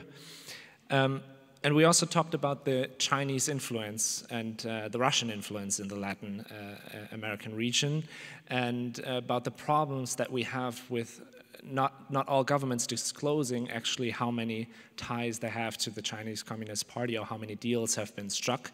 And we highlighted that towards the European Union, transparency must be paramount in order to serve as a countermodel to that development. Furthermore, we summarized the appeal of the European model in terms of trade and economic development in the three terms: freedom, hope, and opportunity. I hope they're also listed somewhere up there. And that also means that in the looming recession that we now face in the European Union, our speaker was very much in favor that by opening up the economy, by lessening the burden through subsidies and taxes on individual businesses, we can actually avert these crises in the future. And then we talked about also now what can we learn from the Asian model? Can we implement some of these lessons in Europe and in the relationship with the Latin American countries? And one thing that we highlighted was the focus on human capital, that the Asian states that have seen record economic growth in the past decades have all had one thing in common, that is focusing on highly skilled workers and human capital. And we believe that in order for Europe to be competitive, not only in the centuries of the past century, but also in the next century, we need to refocus our attention, especially since we are knowledge-oriented economies, to skilled workers and to the education of such. Lastly, even though we were an economic workshop and talked mostly about economics, we could also not ignore the fact that the shift in security and defense policy has also impacted the economic developments and investments in Europe. As we have in Germany now, the Zeitenwende and over 100 billion of supposed investment in our armed forces. That is also a factor that will be play a huge factor in future GDPs and future allocation of funds. And but we also agreed that it's absolutely necessary to have a freedoms and values-based approach to trade that is also backed up by a credible and adequate military investment at home. Yeah, that was our workshop. Thank you very much. Thank you very much. And finally, wrapping up workshop 3, the EU as a force for freedom, Europe's security and defense policy in a new world, we have Vincent Stresa. I'm sorry, defense policy in a new world disorder. I apologize. Vincent? Thank you. So we've discussed the current security challenges and perceptions across the globe, and particularly dove into the perceptions of the EU as a security actor. We had 2 speakers, one expert from the US and one from India, diving into the transatlantic as well as Indo-Pacific perceptions, respectively. Interestingly, when discussing the EU as a security actor, in particularly the expectations of the EU varied significantly, and of course that has to do with credibility and own influence. So here's what's been said from the Washington side. Actually, the discussion of EU foreign and security policy has taken center stage on Capitol Hill. So one of the initial questions we have to ask ourselves is, how have we gotten into the current situation? And for that to answer, we have to go back to the end of the Cold War and the then aspirations to first integrate the Warsaw Pact countries into the West. Of course, also to maintain and expand US presence in Europe as it wanted to uphold its presence after the Second World War. Today, this established position of the US in Europe as the predominant security guarantor is challenged, and certainly a fear of being replaced has arisen, or at least partially. We need to make sure not to decouple EU and NATO security policies from each other. But where do we go from here? Many people, including the Chancellor, have used the term Zeitenwende, and indubitably that alludes to the role of Germany in the role of Germany in the new European security landscape. And of course, we also talked about new joint funding instruments to create a new weapon, to potentially create new weapon systems together with other European countries. So one of the major issues at the moment is that the European countries don't view each other as legitimate security actors. Hence, there is a lot of mistrust, right, between each other, and also coming from outside players such as the US to effectively deal with these new and unprecedented security challenges in Europe. In this context, the Biden administration actually was not initially planning to take on Russia and looked more towards China as their most important security issue from a strategic perspective. However, the US is not shying away from the responsibility to engage in the existential struggle between democracy and autocracy, and President Biden continues to emphasize that the pull towards authoritarianism can only be stopped if you restore trust in our democratic institutions. And of course, that commitment manifests itself by him inviting EU representatives to the Pentagon and therefore sending a strong signal to Europe on becoming a more independent security actor on the world stage, while at the same time stressing that Ukraine is the ultimate negotiator and not the US, as Ukraine's sovereignty and territorial integrity is the one which is being attacked. From the Indian view, in the Indo-Pacific, is basically the key area, and in terms of security, and the EU is not a major player there as of yet. If at all, it's only France. We experience major shifts as India and the US are coming together due to the fact that there is a common point of potential conflict, which is China. In the recent past, there has been a slow escalation actually, between India and China, and the US has been rather hesitant and was going back and forth. Due to that, the Ukraine conflict, in essence, is much less important than the recent China-India tensions. So one of the key insights, and that's really important, is that China is still unable militarily to challenge the four Quad powers together. However, China's advantage lies in its massive technology investments in, and of course that's including military or investments into the military sector. While the EU does not and will not play a role militarily in the recent future, it can be involved in the field of research and technology cooperation with India, for example. On the part of the Indian response to the Russian invasion of Ukraine, the position of India is indeed very complex.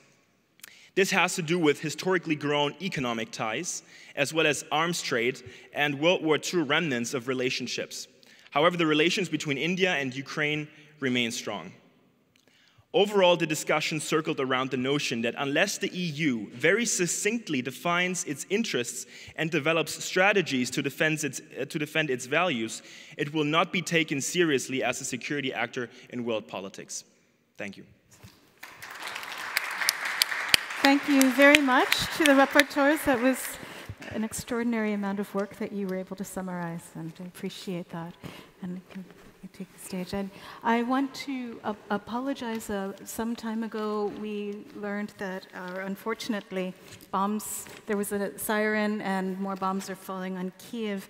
And unfortunately, Ms. Stefanishtia would not be able to join us because she's been taken to a safe room, an emergency room in Kiev. And so we will move right along to our last panel of the day. But I do want to say that given the fact that she couldn't make it today because of the bombing, it just underlines the urgency of what we're talking about today. And I think that to bring it back to us, to make it much more real, sadly we can't hear from her, but this is an important discussion we're having. So I'd like to invite our second panel. Thank you. Thank you. Second panel. Hello. Hi.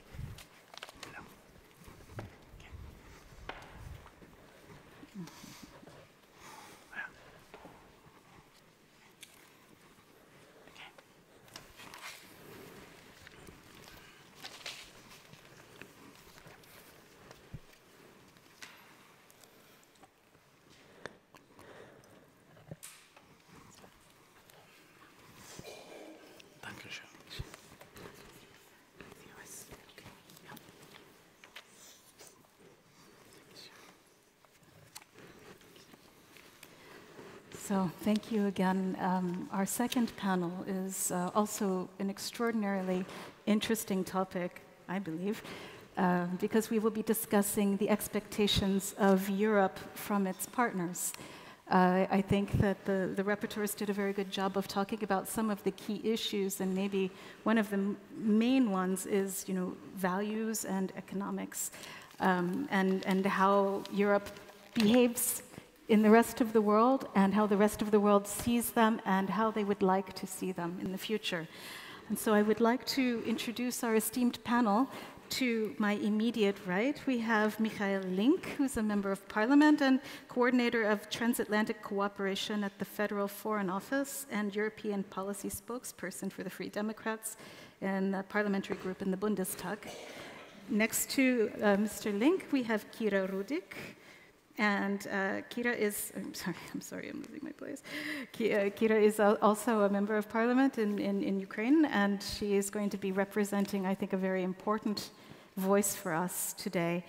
Next to Kira, we have Dr. Jaiwei Shi, and I'm very sorry, I didn't have time to practice. That was correct. Jaiwei Shi, who is the representative of Taiwan in Taipei in Germany. And next to him we have James Shikwati, who is from the, sorry, I'm losing my place here, James, director of the Interregional Economic Network in Kenya. And so thank you very much. I'd like to just first ask a general question of your reaction and the response to the priorities that the members of this audience put forth as security, unified security, is the most important issue that people believe is pressing for the European Union right now. How do you see that in light of your own country's needs, or perhaps, Mr. Link, in light of the transatlantic partnership? And I'll ask you just to kick off, since you're next to me. Thank you very much. Thank you for the invitation. And let me first express my very most and deep-felt sympathies to Ukraine, especially in a situation where we have a new escalation since yesterday in the form of the brutal terror attacks all over the country, in all parts of the country, with an unprecedented amount of Russian weapons where indiscriminately they are attacking all over the place.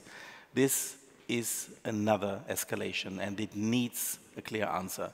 So let us all think about what we can do more and support Ukraine in this critical situation. I know this is something which is really now dramatic, and we are close to a tipping point in this conflict, probably. Let's all work that it goes the right way, that Ukraine is winning this fight for survival against an increasingly brutal attack. And our security is inseparable from what is happening now in Ukraine, what is happening in form of a brutal war of aggression. It goes without saying that this, for us, must be priority number one, to define a situation where we cannot simply say, no, we need weapon A, B, C in our stock in a situation where it's more needed elsewhere. So we should not continue really to count weapons and in a way that we are not ready to give what is needed in another place. That is a very, very important thing. We need to rethink what we are doing, and I'm pretty sure that we need to go beyond also what is currently discussed in the Rammstein talks. But in addition to that, and let me say very clearly, when it comes to the security needs of Germany in a broader view, hopefully after a victory of Ukraine in this war for survival, then we clearly need to identify. I don't want to make it too long in my first reaction to your questions, but we need to react to the fact that the United States of America will in future be more and more busy with denying China to become a hegemon in Asia and a worldwide hegemon. The United States of America needs Europe as a partner in this, and especially Germany, but they need us especially also to take care more of European security.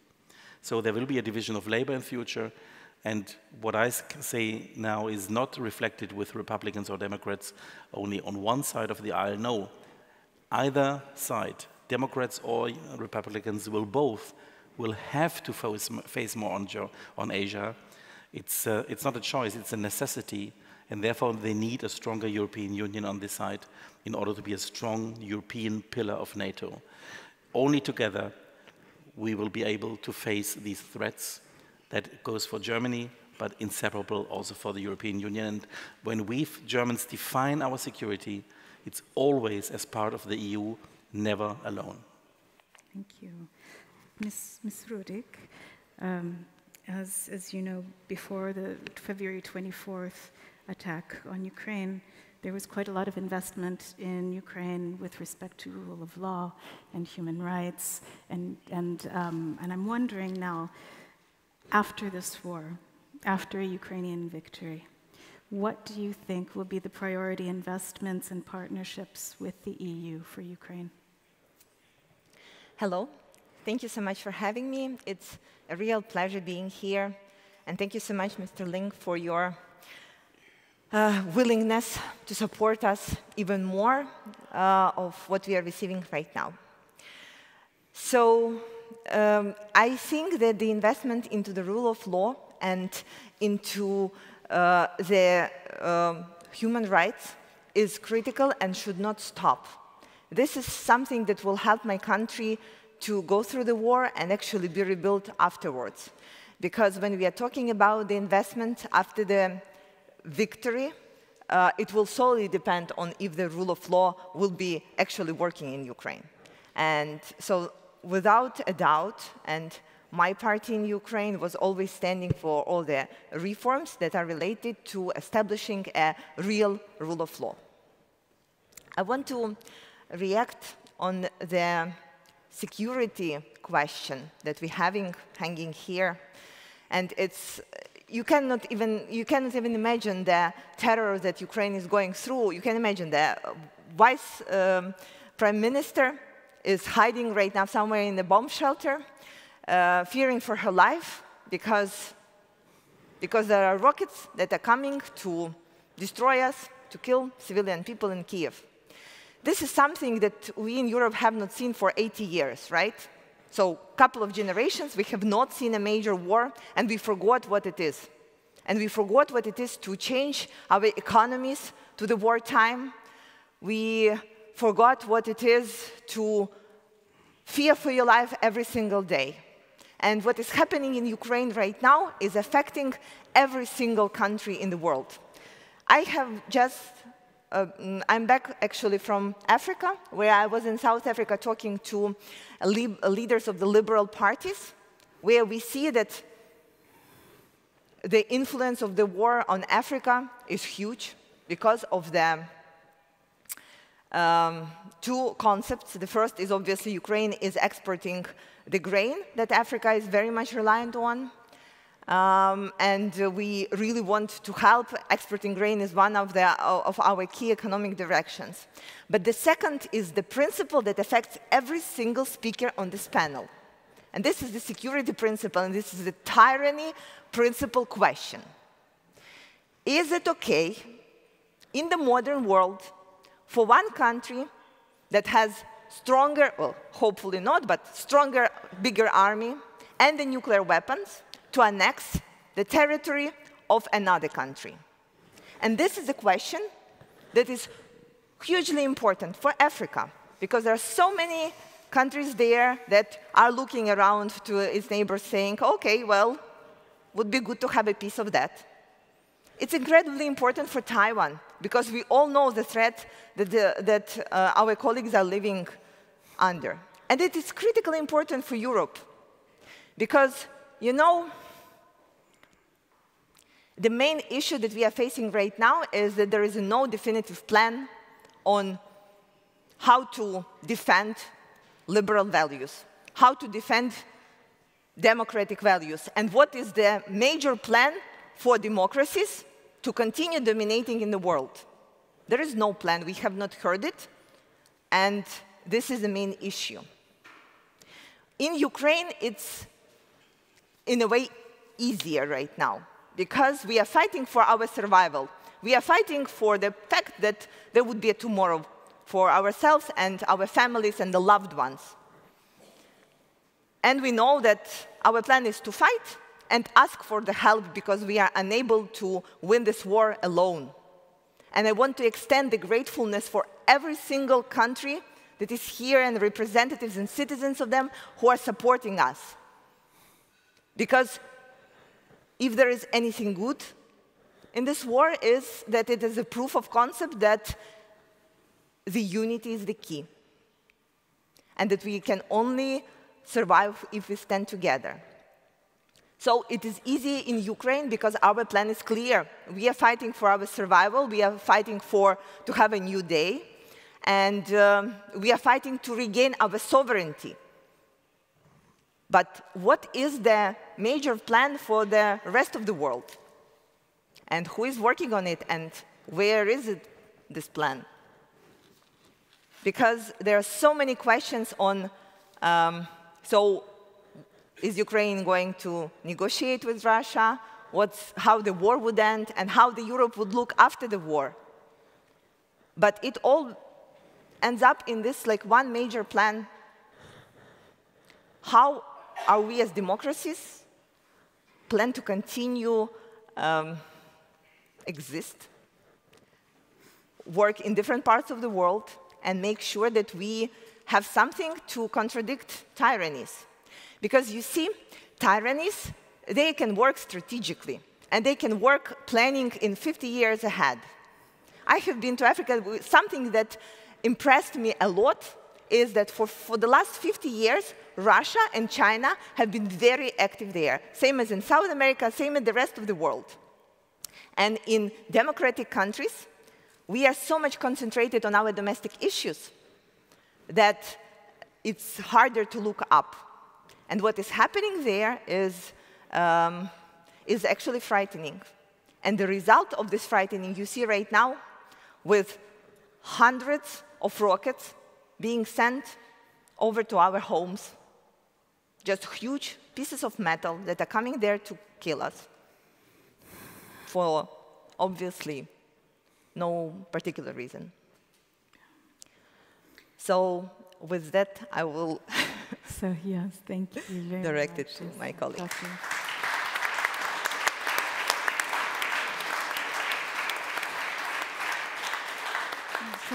Professor Xu, when Taiwanese citizens watch what's happening in Europe and the European response to what's happening in Ukraine, what are they thinking and what are they wishing? Well, the fact that I'm sitting here next to someone from Ukraine has a symbolic meaning. Because since the 21st February this year, the question today, Ukraine, tomorrow, Taiwan has been raised. And before 3 years before that, 2019, this year came to end with the fact, with the question, Hong Kong. And the question was, today Hong Kong, tomorrow Taiwan. And after 3 years, I'm so sorry that what happened to the Ukraine. Please allow me to show my respect to you, our support to you. I think the word, concept, solidarity has been mentioned. We read it, we hear it all around the day. Solidarity means originally one. Solidarity means soul and means whole, and means what happens to Ukrainians happens also to us. That is to say, we all sit, not only the European countries, but also the Taiwanese, the Japanese, the people in Asia, all the people of the countries of the world, we are sitting in the same boat. The question is, who is rocking the boat? And that's the first question we have to answer. The second one, how can we, Mr. Link, you just talked about, how can we work together unified against this kind of violence, like from Ukraine, like from Russia and from China? And we know the dictatorships, they work with efficiency. And the democracies, we work with accuracy. So they don't need so much time. They can work together by doing something better together. And that's what we say in English, it takes two to tango. But for the democracies, it takes time. And it takes 5 to bingo. So it's really difficult to work together. And the first thing we have to do is to make sure where is our partners.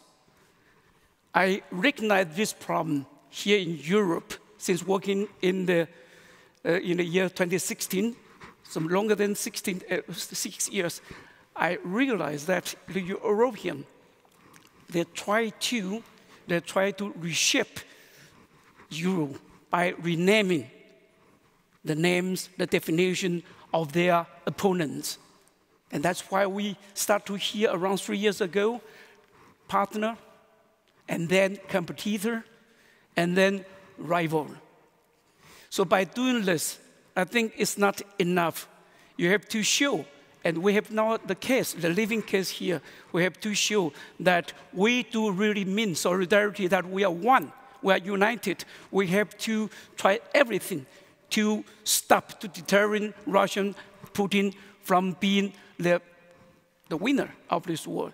So Taiwan has been always supporting Ukraine, and I think the question is know-how. The question is know-how, and that means we want to fight against this dictatorship, but we don't know how.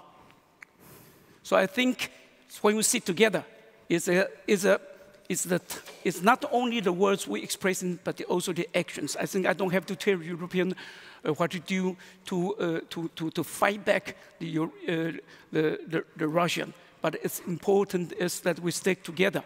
I think I stopped it here, and then we can talk the other. What I want to say is Taiwan is a key role in the Indo-Pacific, strategic alliance, to get Taiwan, to include Taiwan into this Indo-Pacific strategic alliance, so that we can fight together. If China and Russia, they fight together. China is also fighting indirectly against Ukraine.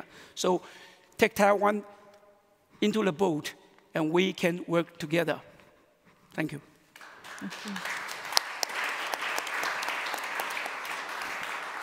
Mr. Shikwati, we had a very interesting conversation in the break, but before we get to that part of our conversation, I want to ask you, and we're at a moment in time where we see economic and energy policies as household issues in the EU. And how do energy and economic policies impact your home region, and how can they become mutually beneficial with Europe and Africa? Thank you so much. First of all, I'd like to thank the Friedrich-Naumann Foundation for inviting me to participate in this very complicated panel, because I'm sure in your visit to Africa, you must have noticed that no African appreciates loss of life. I think it's a shared value, if I may say, that humanity feels the empathy, whenever it happens. Now, I'll come to your question, because at least it's about energy security aspect.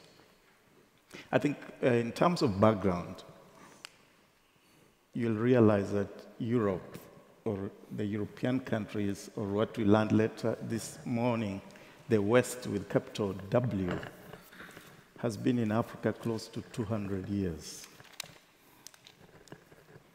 And if you look at how Africa interacts with Europe, which has been with us for 200 years, we only engage 8% of Europe's $4.4 trillion global market.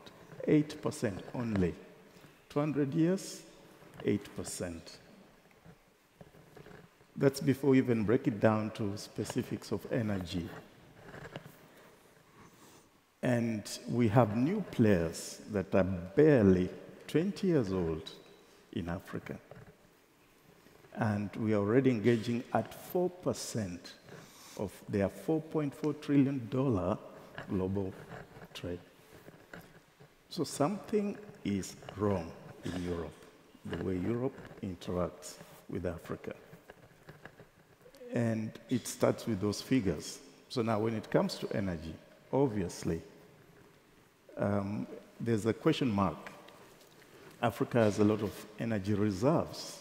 If you look at the east coast of East Africa, Mozambique, Tanzania, part of Somalia, we have gas reserves. So far, I know Europe engages Nigeria, that has been supplying close to 15% of Europe's energy needs. Now, if I have to take a skeptical view, is that I think Europe, for some reason, for a closed Africa with the attitude that this is not a place to engage in business. And that attitude is coming back now to haunt Europe, because it's for a long time that delegations have come to Europe literally begging, please invest in Africa. And the attitude is that that's not a place to invest, actually it's a place to take aid. I think that's an old topic, I don't want to start it again.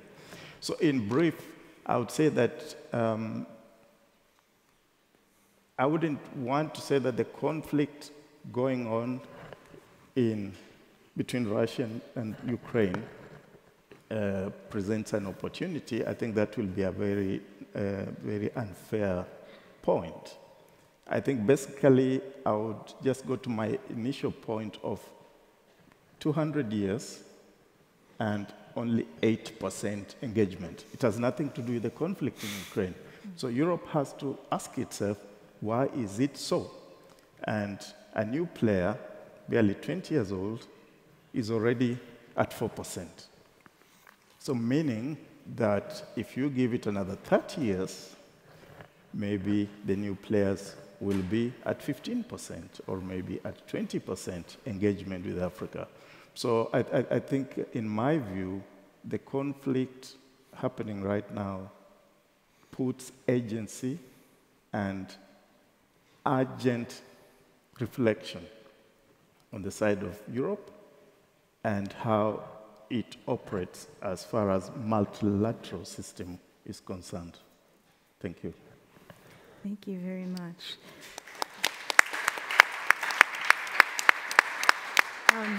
I want to now go back to this interesting conversation that we had in the break, and it is the view of some countries that Europe has lost its brand, as it were, and that it is no longer the union that it promotes itself to be, whether it's in values or in action.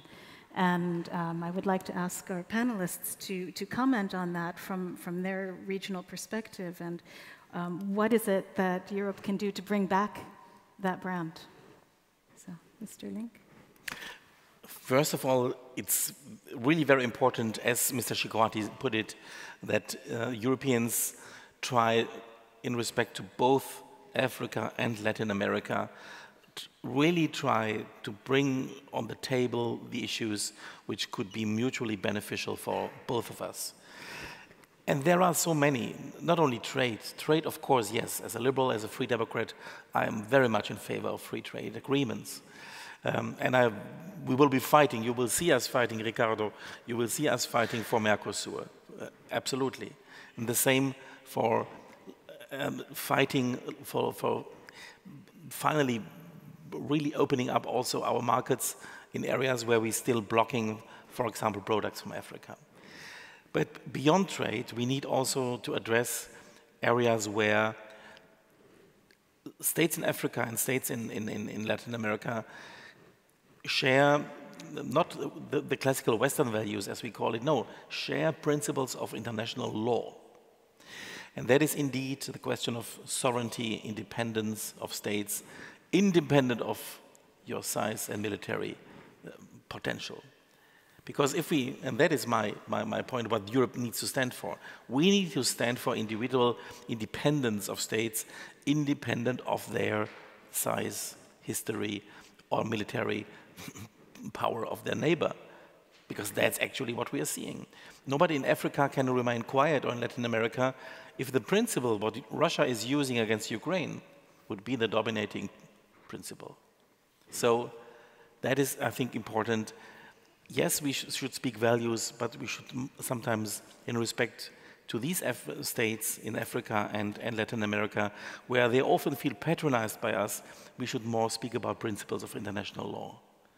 Then I'm pretty convinced we can win over more countries to participate in the sanctions, because it's principles of international law that are violated by Russia, which affect equally every African state. And I was so impressed by the Kenyan ambassador in the Security Council when he attacked the Russian ambassador some months ago and said, if your principle is going to reign in Africa, we will have war all over Africa. That was impressive, what the Kenyan ambassador did, and this is what we need more. Europe needs to stand for the rule of law, not patronizing in values. Yes, we stand for values, but the choice of values is still the choice of every country. But the set of international rule of law, that should, I think, be more promoted, and that is why we liberals also invest so much energy, not only in the European Union, but also in the Council of Europe and in others. But we need, having said all that, also to look a little bit in our own house, with, it's now a different topic, but with Hungary, and sometimes, of course, what we see very disturbingly in Poland, we cannot remain silent what is happening there. with an increasing relativation of human rights and reinterpretation of human rights, because that is what we see. Look to Polish textbooks. In Polish textbooks today, you find articles where they speak of a historical differences between the German and Polish people that cannot be surmounted.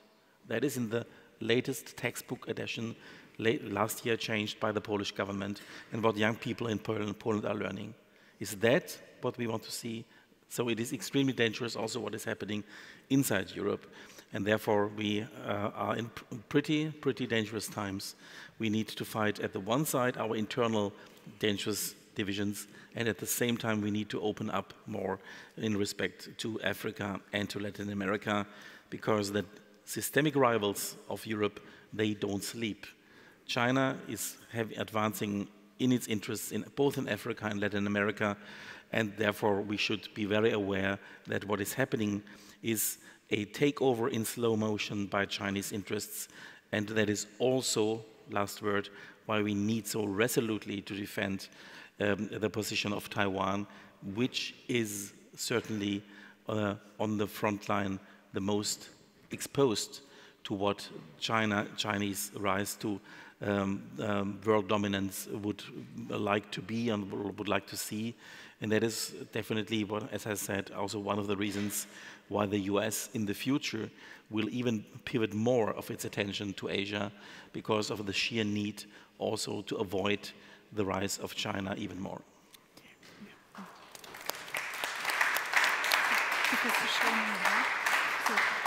Professor Shi. I would like to point out that I'm sitting here not only representing Taiwan, I'm also sitting here as a member of a country threatened by China, but I'm a member of the World of Freedoms. That's the first one I want to point out. Secondly, if you learn a lesson after you suffered from something, then you become smart. And smart means originally pain. You can still find this pain in the German word Schmerz. So the question is, if we looked how Ukraine had been supported, respective, sometimes disappointed the Ukrainian, because I read somewhere, everywhere, Europe, Ukraine, they are fighting not only for Ukraine, they are fighting for Europe. And I always have this question when I see that, if Ukraine is fighting for Europe, why there's no soldiers from the other parts of Europe. There were only Ukrainian soldiers. I know there are reasons, but the question is, that means the word of freedom, we were misguided by, in German you say Wunschdenken, we were misguided by a wishful thinking that with prosperity, liberty and democratization will come automatically. And that happens to China in the year 2001 when China became a member of WTO. All the world tried to fit up the economic of China in the expectation that China will become, when the people can have more to eat, when the prosperity there, they will become more free. It was not the case. And after 2014, at least, after Russia took over with violence Crimea, people, what this thinking was still misguided by a wishful thinking, by the Wunschdenken. If we try to deal them better, maybe we can change them. But it is not the case. So I think, are we again misguided by a wishful thinking? If we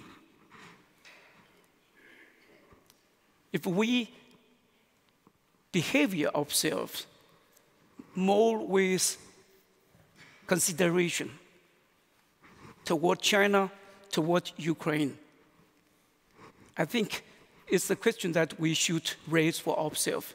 For me, I would say EU should send not only weapons, they should send also soldiers to Ukraine because they are fighting for Europe. And in some sense, they are fighting also for Taiwan, for the countries suffering, for Tibet, for Uyghur, and for Hong Kong. You cannot separate EU from Asia. You cannot separate EU from Ukraine. So we should change the way how we deal with China and with Russia. Thank you. Ms. Rurik? I know with my statement that makes you uneasy, but it's what I think.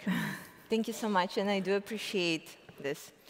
Not too many politicians who are saying this openly.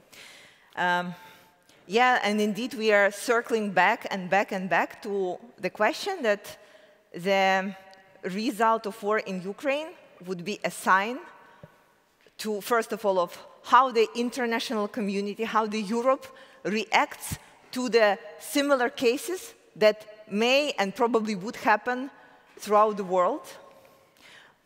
And yeah, we have all expected that this response will be stronger. And I totally agree that the issue with the democracy is the speed. Because for Putin, it takes 1 day to decide to send hundreds of missiles into Ukraine. And for European countries, it will probably take like a week or so to get on the strategic sessions and calls to figure out the proper response. And this is an issue that is very conceptual. This is why we need to be ready in advance. Last week, I've been to Poland to Warsaw Security Forum, where we were discussing what would happen if Putin will resort to nuclear. And I think it's something that everybody is asking themselves, like, what would happen? We know that the possibility right now is extremely high. So the issue is that we need to be ready in advance, and that European countries and European leaders need to know in advance what they are going to do if this happens. Because there will be no time for strategic sessions and forums and discussions. There would need to be a response right away. And it needs to be prepared in advance to cover for the disadvantages of democracy, which is time. And do you think right now there is like a clear plan? I can tell you right away, no. Or at least we are told that they are all in works, which is a frustrating word. But I want to switch our discussion from the security side to the values that you brought up. And what we have seen that apparently the process that is happening right now is putting a price to democratic European values. Simple as that. Because when Putin attacked, one of the main questions were what would be the steps, painful steps, that European countries would take to show a response. And these steps defer to money. So one of the most painful interviews that I have seen during the war was a Russian general who was laughing, and he was super arrogant, and he was saying, you know what?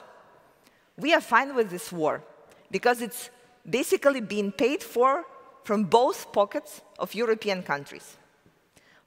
Because every single day, around €1 billion is going from European countries to Russia for their energy resources, still. With the sanctions that will start working, some of them will start working in 2023. So you're supporting Ukraine out of pocket, you're paying for Russian energy resources out of pocket, and there is like this going on. And to give you like a brief example, you have heard me saying €1 billion every day. So the price of all the rockets that hit Ukraine yesterday was $500 million.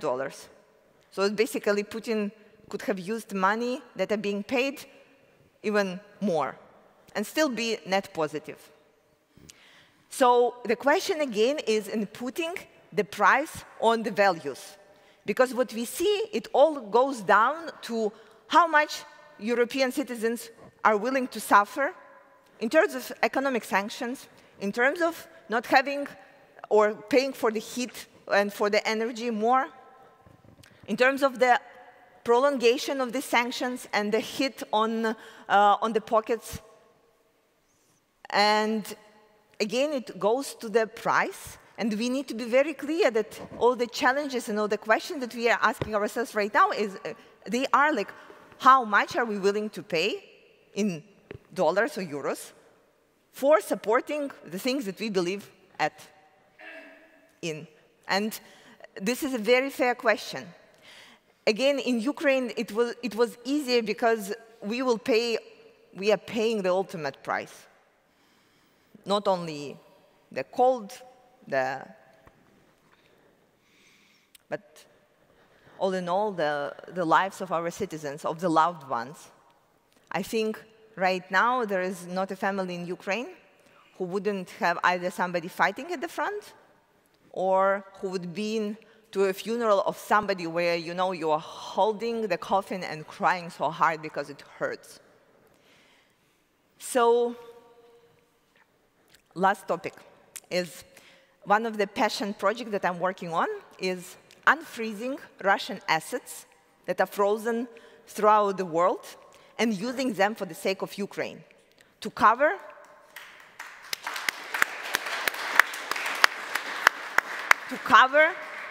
for the expenses that the countries are having, and basically teaching Putin and every other dictator a lesson.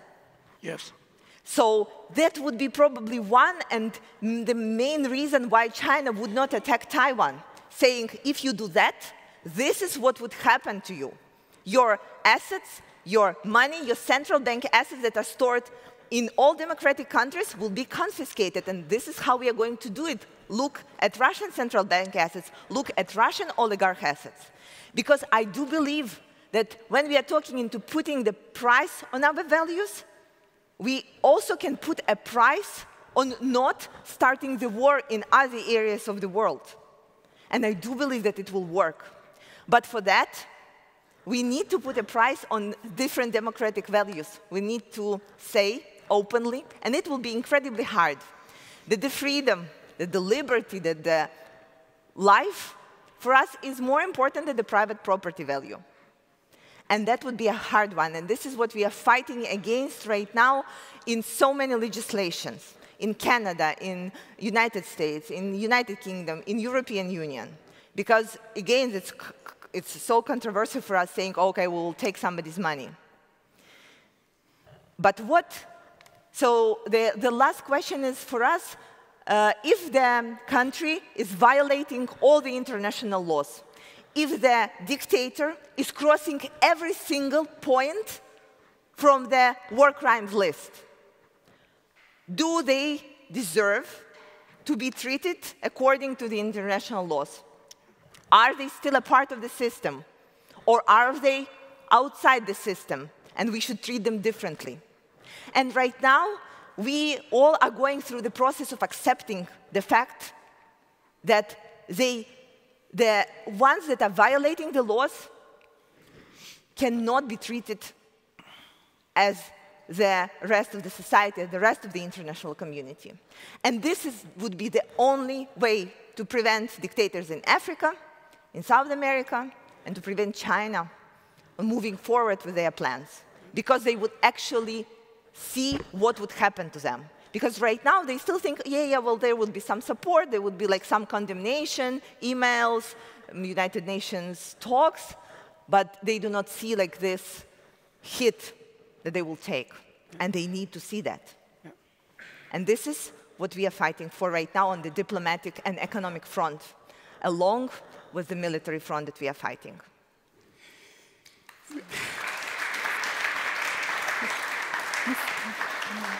Mr. Shikwate, I just want to ask if you can follow up on Ms. Rudik's comment about the redistribution or redirection, I should say, of frozen assets, and how would that be received in Africa, and how would Africans, how would they view that in terms of their own countries and governments? Is this something that they would want?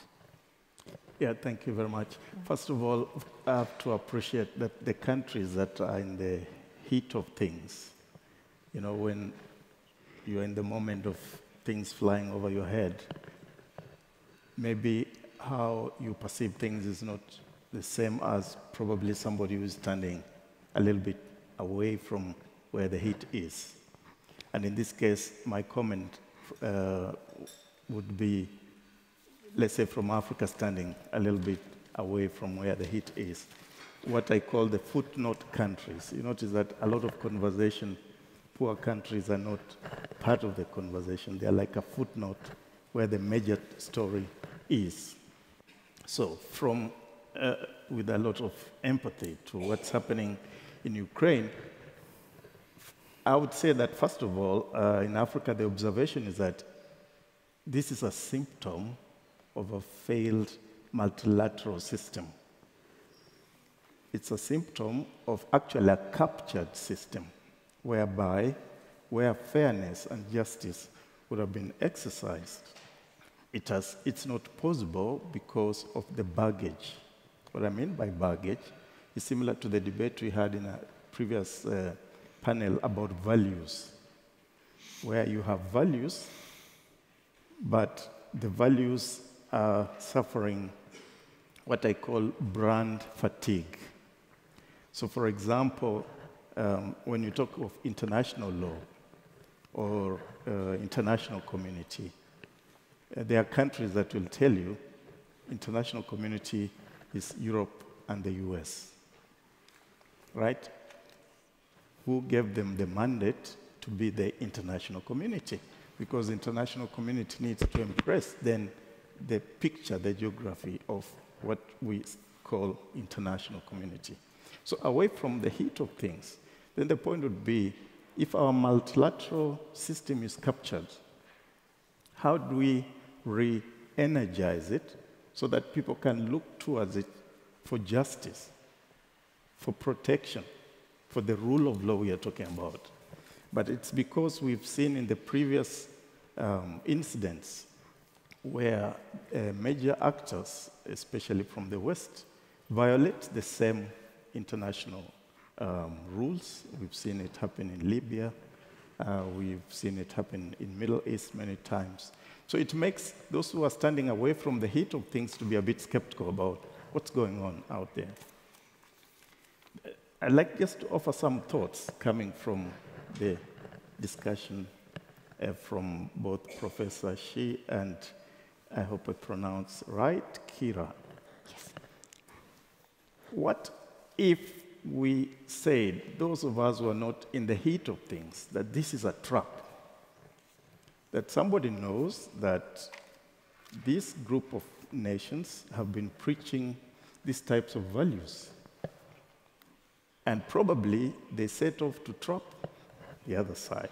This is away from being in the heat of things. So you set to trap Russia. I'm not saying you did. Then Russia decides to trap you. So both of you are trapping each other.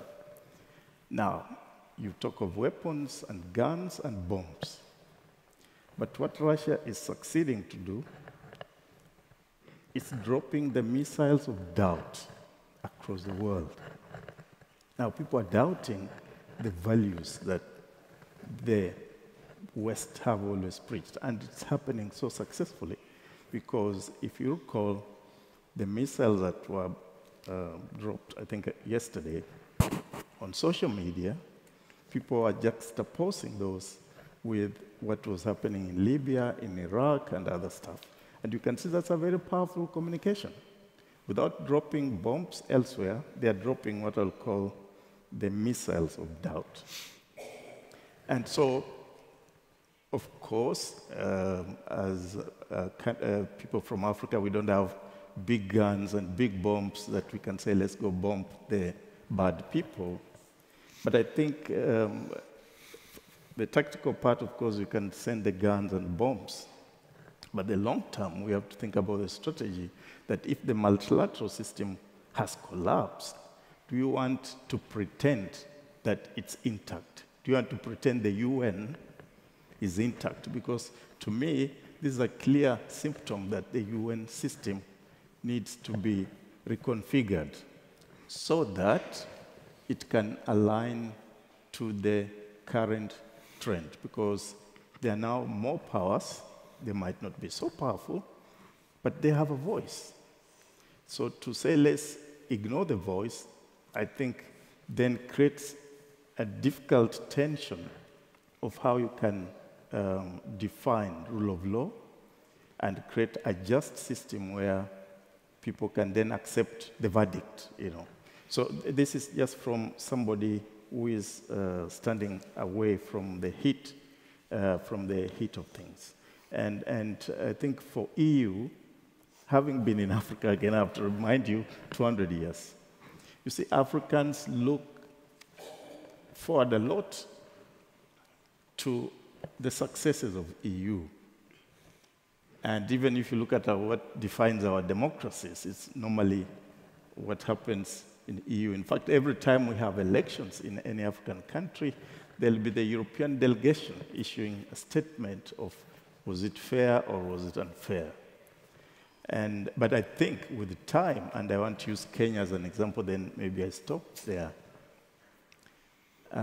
We've reached a point where I think even the EU is asking itself, what do we observe in what we call our values? So for example, in Kenya, and I think generally all over the world, the EU will be observing that the voting process as a democratic process. Did people vote? Did they queue? Was it counted? Was the outcome announced? Did the winner accept in grace and the loser also in grace, or did they start fighting? Then they said this was a fair deal. But I just want to point out that it has reached a stage where I'm sure even EU is asking, what's the role of digital space in what we call democracy?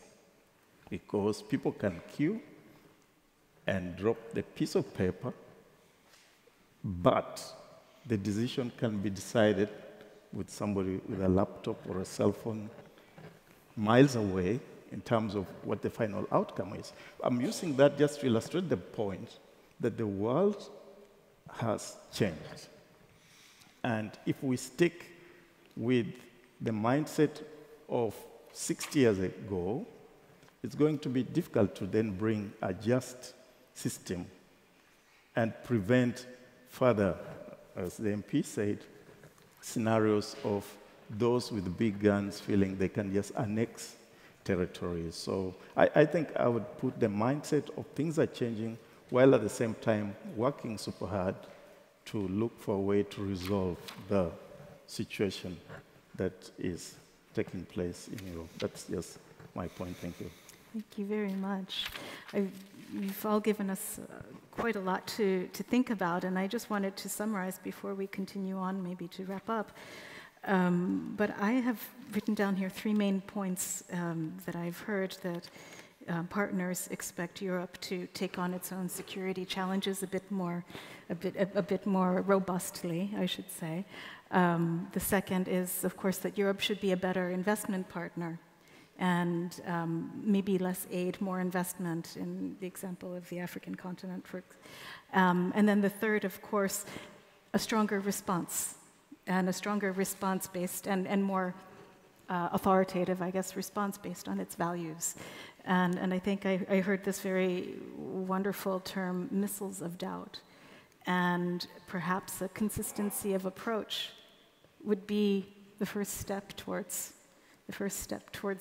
building and being that partnership, being that partner that our colleagues around the world want. But did I get that right? Is there anything that I'm missing from your points?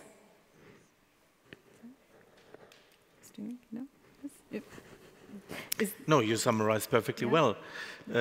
But you really show that in the end, if you have somebody like the Russian diplomacy, and they are super active. Last week in Jakarta, there was the G20 meeting of the presidents of parliaments, and they came with an 80-person delegation spreading out, and they're doing the same all over Latin America. They're doing the same all over Africa and Asia, and spreading their message of doubt. But okay, we have to face it, and we have to confront it. We have to confront it that This is not the same. Yes, the US made a lot of mistakes, the EU made a lot of mistakes, but we did not annex foreign territory. It is what they do is a clear violation of international standards. And these are not Western standards. These are international standards signed to also by all African states. And all African states rightly insist on their independence. And all Latin American states the same.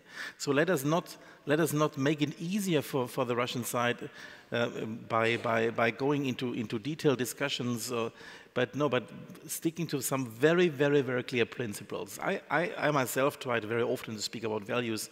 An Indian diplomat, very wise person, explained to me, well, if you want to bring India on the side of the sanctions, you need to convince us that principles that matter to us are violated. And we don't want to hear about Western values. We care very much about multilateralism. And the fact that the Russians annex territory, I think they made a huge mistake to do these annexations because that further complicates their really missiles of doubt because they are so clearly violating what is happening.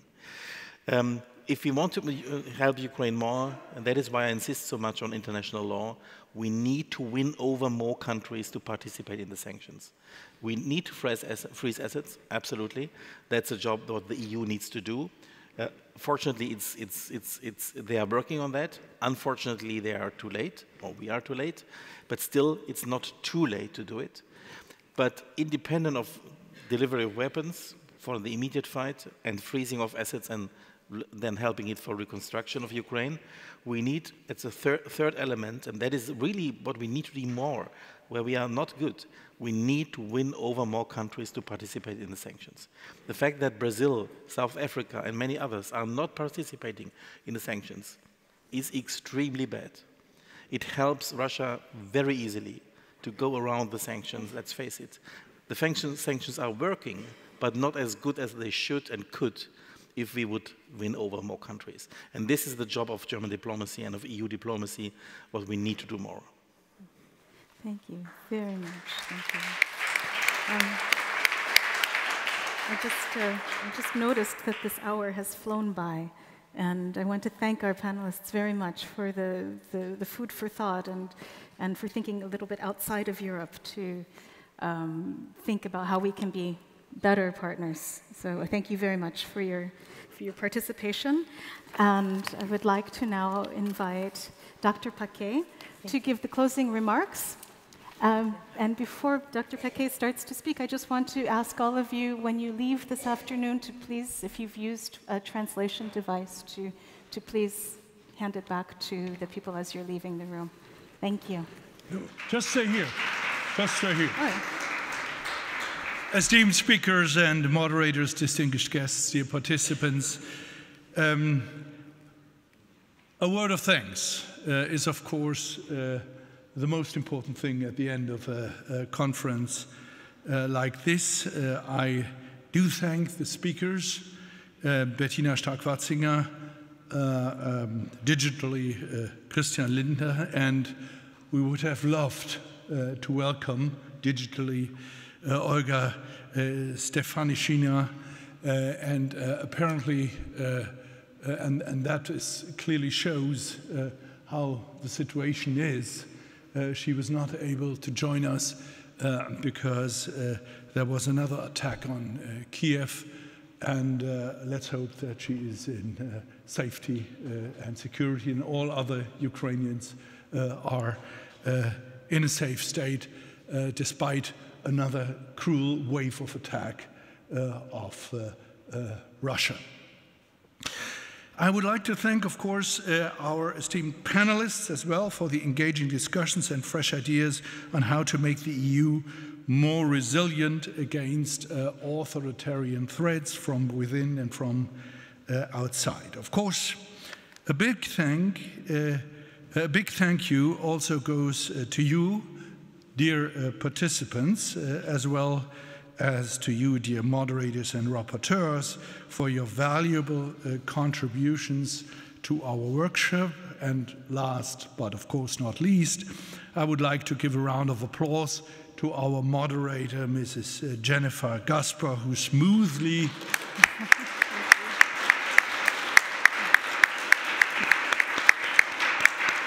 who smoothly guided us through the event and encouraged the discussion with thought-provoking questions. Well, ladies and gentlemen, just a few words at the end, not a summary. Today's speeches and the lively debates have left a lasting impression on me. One thing that our two panels and the discussions in the workshops have made very clear is the European Union has to act, both within the European Union itself as well as on the global stage. Above all, Europe needs to assume greater responsibility in the defense of the values that it stands for and that it has been built on. First and foremost, we need to uphold and promote them in our own societies. We cannot stand idly by when our own member states are actively undermining or attacking these values. After all, freedom, democracy, the rule of law, and the respect for human rights have made the EU into the unique peace project that it is today. We need to defend and promote these values for the sake of the future of our own union, but also for the sake of all liberal democracies around the world and all those countries which are far from democracies yet, but where people stand up to change the circumstances in which they live in their countries. There was a young lady from Iran today who came up to see me. I don't know whether she is still in the room. I think she had to leave early. And she said, "I loved your introductory speech, but I missed Iran." And I promised her that I will mention Iran. I will mention the women who are fighting for their rights in Iran and who stand up against a cruel autocratic regime.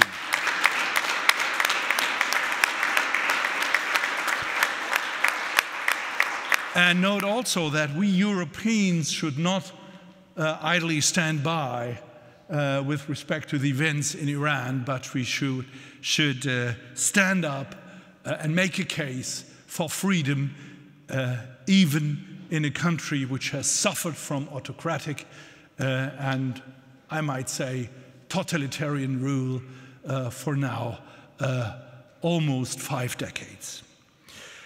Well, it is these European values that put us into stark contrast to state control and authoritarian societies. They radically distinguish us from regimes that put national interests above anything else. They make us different from the so-called systemic rivals that are not interested in the progress, in the humanitarian progress of humankind. Only in an environment where the best ideas compete with each other and where the plurality of interests is fostered and not suppressed, it is possible for societies to develop into an innovative direction. Only in an environment that sees diversity as a strength and not as a danger, it is possible for individuals to shape their lives according to their own ideas. Today, more than ever before, it is on us to defend and promote our proud model of pluralistic, open and liberal society. The best way to do that is to convincingly demonstrate that free and democratic societies are best equipped to meet the challenges of our times. And for that, we need to push for reforms within our union to make the EU more capable of acting swiftly and acting effectively. How we can achieve this, we have heard in particular, during our first panel. But there is even more to do. The EU must also look beyond its own borders if it wants to be a critical actor on the global stage. For too long, the EU has neglected other parts of the world, creating a dangerous vacuum that other actors whose values are diametrically opposed to ours were quick to fill and are still ongoing to fill.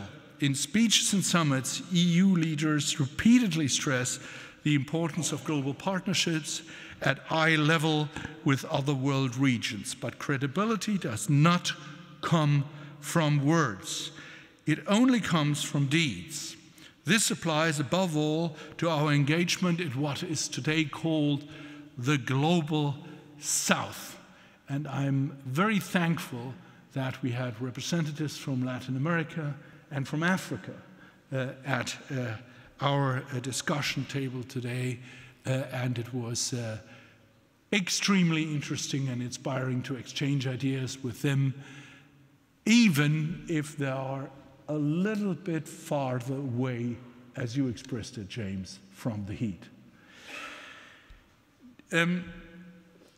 During our second panel, we discussed what is necessary to win the trust of other countries and world regions, and heard some great ideas of how the EU can become a more reliable partner for its allies in security matters, but also in economic matters.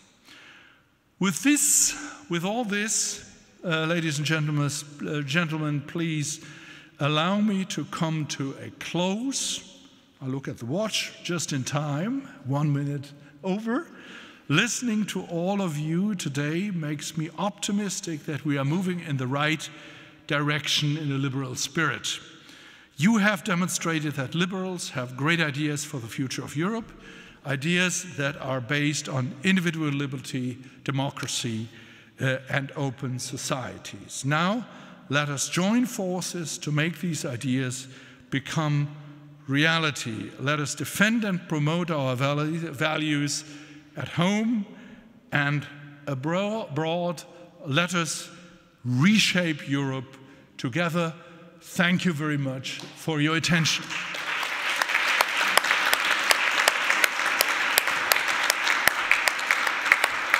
And now, let me close with an organizational down-to-earth remark, which has already been made by Jennifer. Please return sender and headphones. Thank you very much.